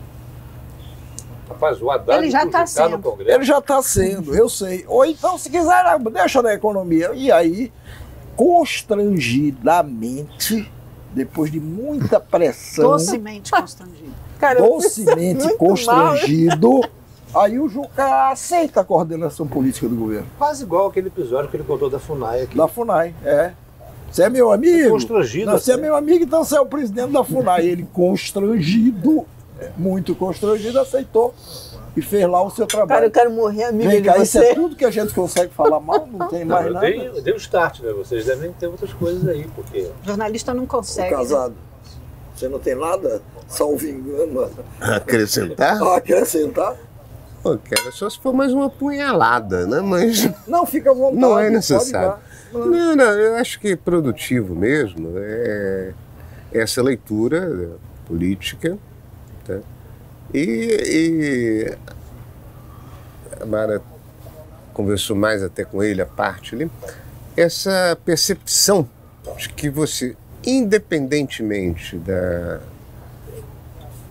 dos desvairios políticos, né, seja no Congresso ou do próprio governo, você tem uma situação econômica que caminha para um equilíbrio, uma certa estabilidade.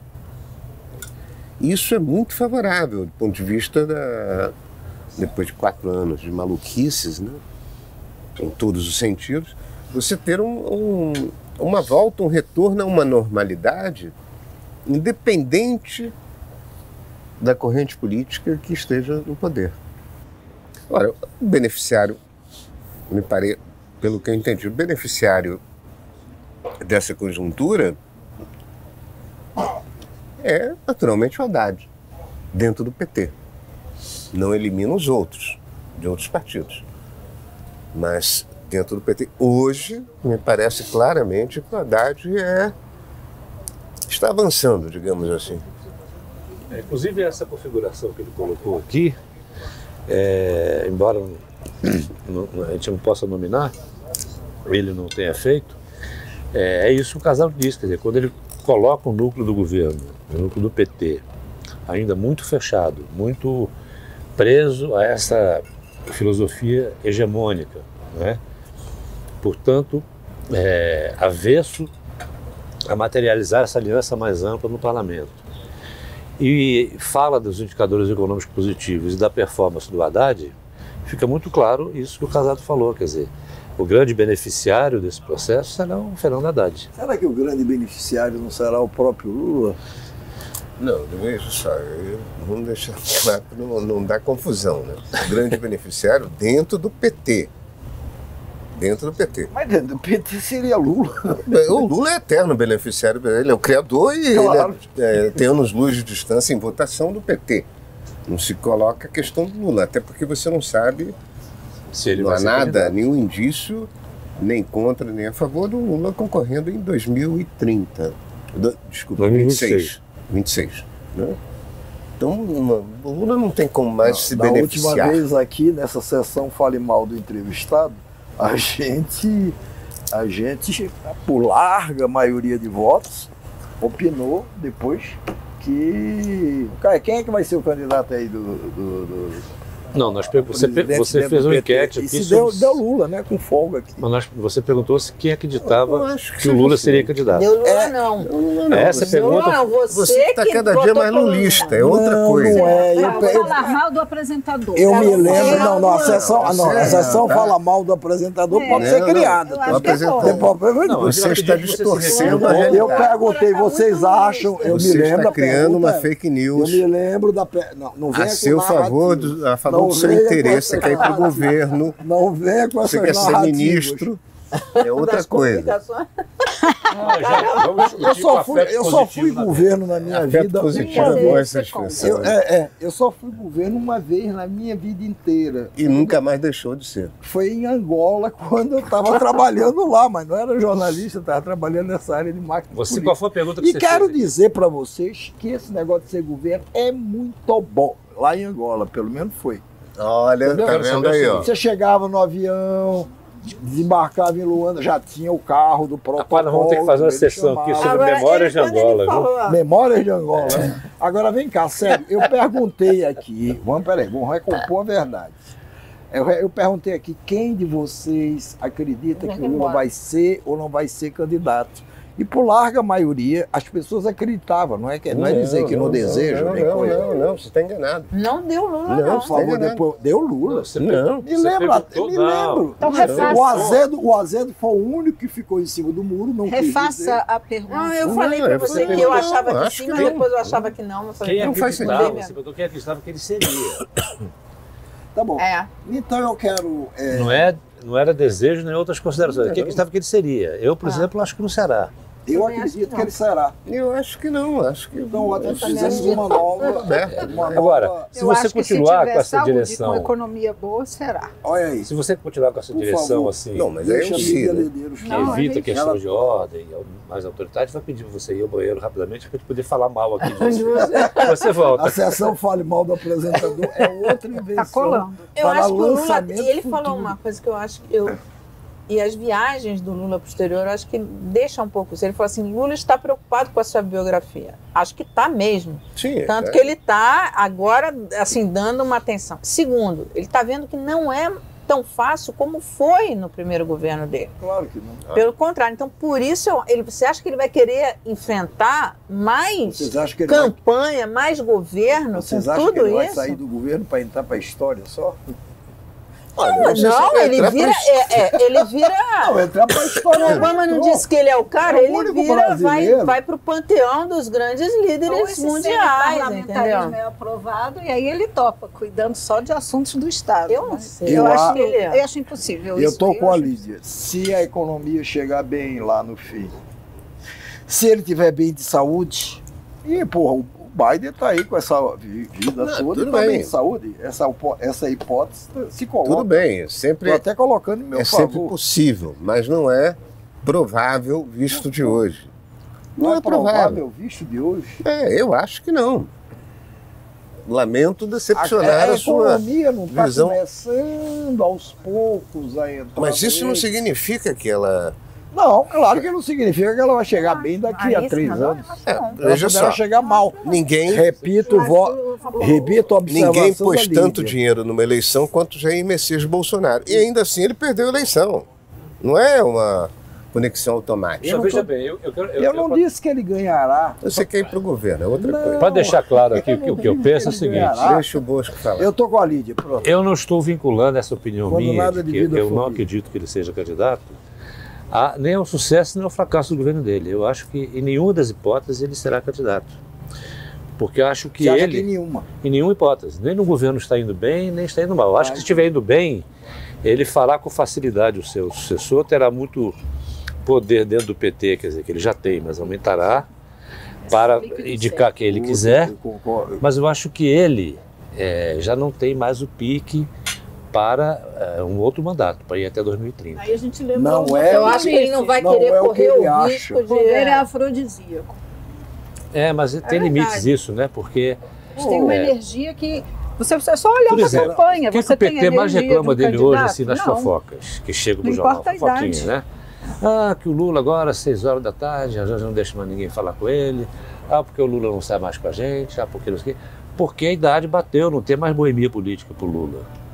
Ele agora segue uma regra médica ali, de descanso, de repouso, de regra. Por isso ele está saudável. Ele está saudável, mas está com 77 anos. Né? Também tem outros fatores, né? Por exemplo, com 77 Bolsonaro anos, fora, vai no páreo, o Lula perde o seu inimigo predileto, o seu espantalho.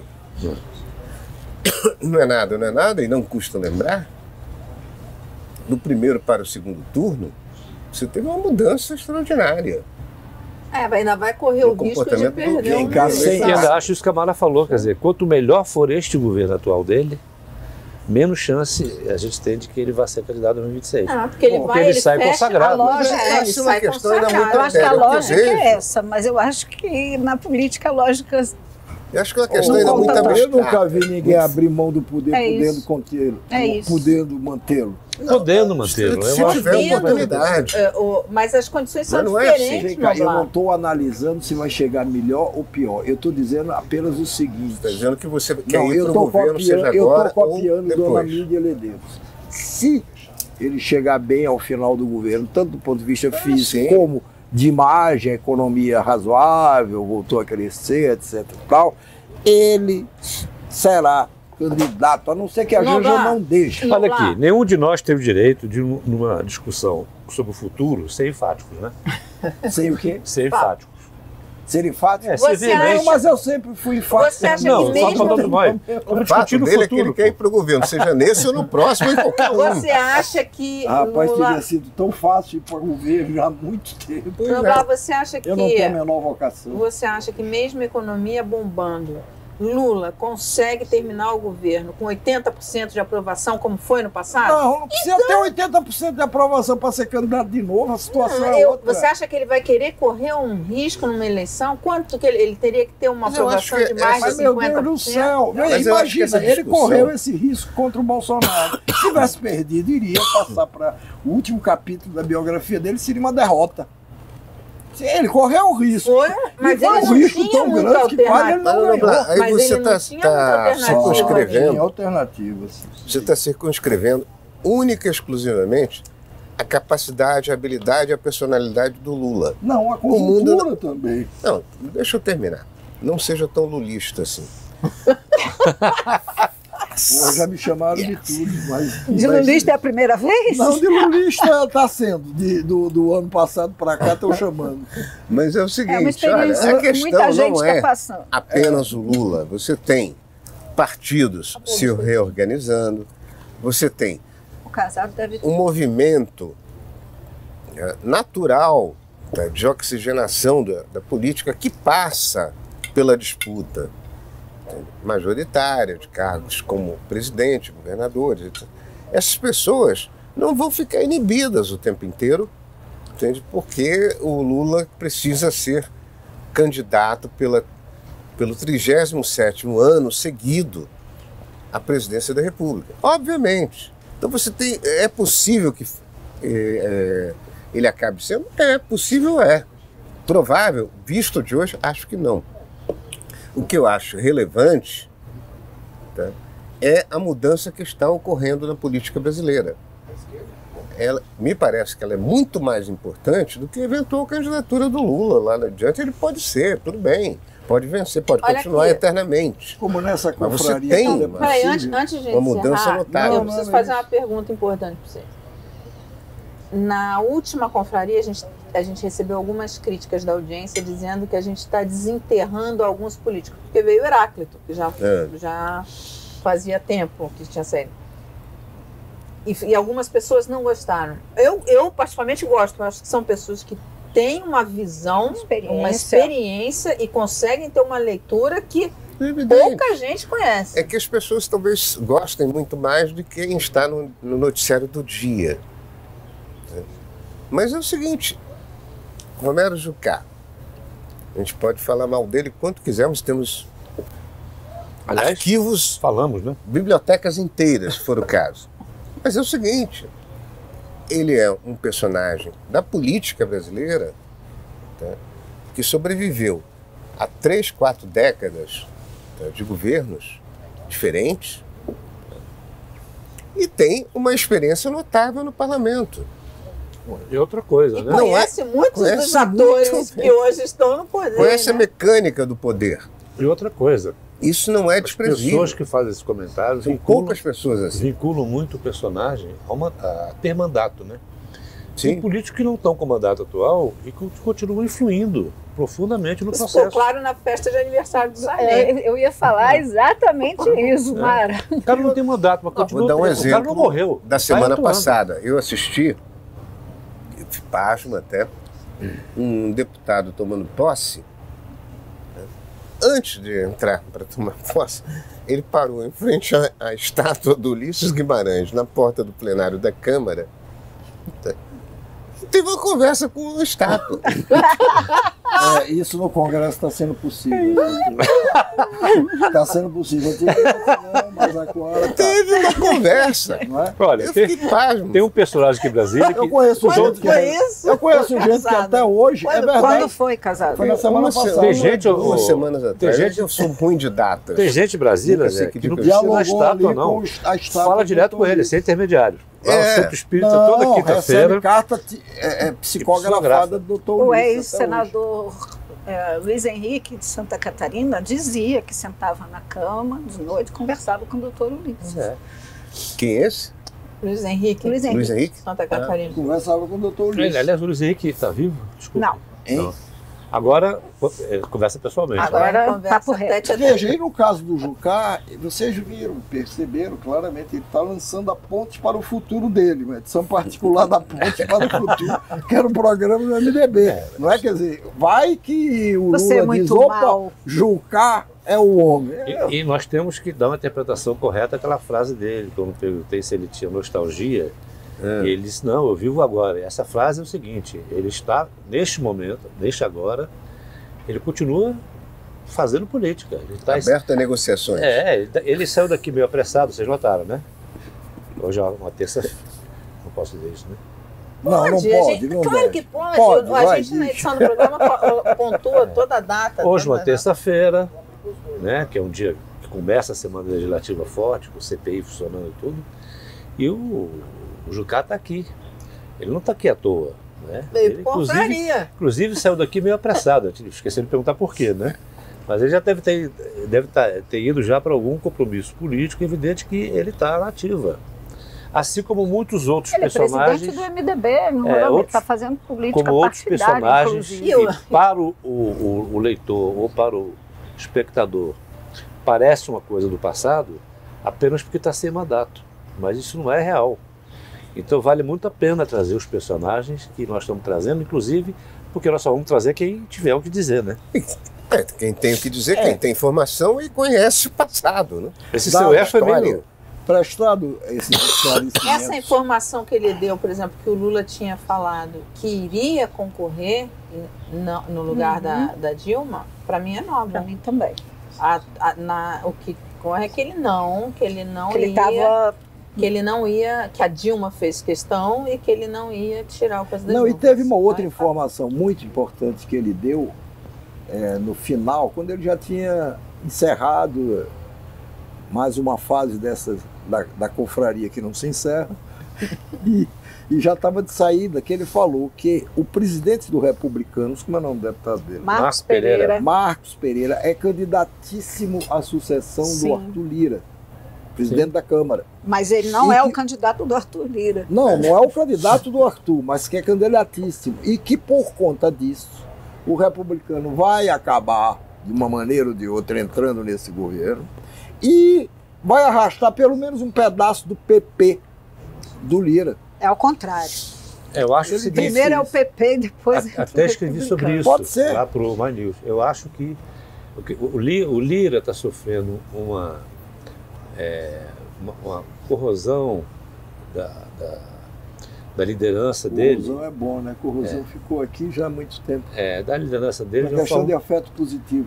De uma forma muito precoce, porque ele foi reeleito há 6 meses, ele já não tem aquele placar que o reelegeu, obviamente, né? E está com muitas frentes de batalha. E ele não pode se reeleger. Ele está mal mais em Alagoas, porque o Renan está na frente, o Renan está em 66 dos 102 municípios, arrebanhando prefeitos para o MDB, inclusive 3 já tirados dos quadros do Lira. A expectativa é que o Lula reforce a campanha do Renan no Estado. Ele está travado no Senado pelo Pacheco, que comprou uma briga que constitucionalmente não tem como ele vencer. Ele está acossado aí por uma investigação que está chegando dentro da casa dele, ele está incomodado com isso, né? Então todos esses elementos vão fragilizando. E o que está acontecendo? A sucessão dele já é uma coisa concreta na Câmara. Já está na mesa. Agora, complementando que... Então, um desses movimentos, só para terminar aqui, é do Marco Pereira, que está muito discreto ainda por causa da distância. Claro. Mas sim, isso leva a crer que é o momento de o presidente Lula, o governo, explorar essa fragilidade Lira, começando a construir caminhos ali com os que tiverem mais chance de vir a sucedê-lo, que é o caso do Marco Pereira. Mas não é o que está parecendo que vai acontecer, pelo que eu ouço. Porque o Lira precisa mostrar poder, precisa continuar a ter poder, precisa fazer o sucessor, como você falou. O candidato dele é o Elmar. Ele precisa do governo. E o Elmar Nascimento. O Lira precisa do governo. Então, o Elmar Nascimento diz com todas as letras que os votos do União Brasil só serão garantidos ao governo se houver um convite a Arthur Lira para entrar no governo. Não haverá esse convite? Haverá, para indicar um ministro. Haverá. Ah, sim, para ele indicar um ministro. Sim. Mas um ministro que tem... ser ministro? Não, é um ministro carimbado por ele. Não agora. Daqui a 2 anos, futuro, total. Você não acha que ele tem? Total. Não tem. Também. No futuro ele vai estar mais desgastado ainda. A tendência do Arthur Na Lira prática, é perder cada vez mais liderança. Na prática, não estou falando no papel, o mandato do Arthur Lira termina em meados do próximo ano. Isso. Quando esse Congresso vai se esvaziar, porque todo mundo vai para os estados pensando nas eleições municipais. Eu acho que o mandato começa a terminar de verdade no começo do ano que vem. Mas ainda vai ter coisas para votar no começo do ano. Esse Congresso esvazia em meados do ano eleitoral. Aí esvazia. Olha, quando a gente fala que ele está perdendo liderança, quando eu digo isso, evidentemente que eu não estou desconhecendo que por mais frágil que ele venha a ficar, a força do cargo, o poder do cargo é muito grande. Claro. Eu digo que ele vai perdendo aos poucos. Quando a sucessão é deflagrada, isso já é uma transferência de poder que a gente ainda não... Ele perde a perspectiva de poder. Mas o governo e outros agentes políticos já estão de olho naquela força que surge, e não na que está decrescendo. Então, acho que o Marco Pereira tem se colocado de uma maneira muito discreta. Que traremos em breve aqui, né? Olha essa só, ideia, né? a chefia da produção disse que acabou, né? Então acabou. Pois é. Acabou. Acabou, não precisa gravar mais nada. Falar mais nada. Não, senhor. É só encerrar. Você... Ah, precisa encerrar? É. Ah, entendi. Então tá bom. Então veja, caçada as palavras, ou a palavra de todos nós, pela produção, que diz que já extrapolamos todo o tempo, e visto que nós aproveitamos essa última parte da sessão, fale mal do entrevistado, para falar mal mais do Arthur Lira e do Lula do que do Romero Jucá. Do Lula? Quem falou mal do Lula? Você é lulista. E de mim também. Quem falou mal do Lula? Você não deixou. Ninguém falou mal do Lula aqui. Quem falou mal do Lula? Você tá indo pro governo, Isso é provocação, cara. Você nem deixaria. Enfim, terminada a sessão do Fale Mal, caçada a palavra de todo mundo, vamos para a próxima semana e esperamos vocês todos aqui.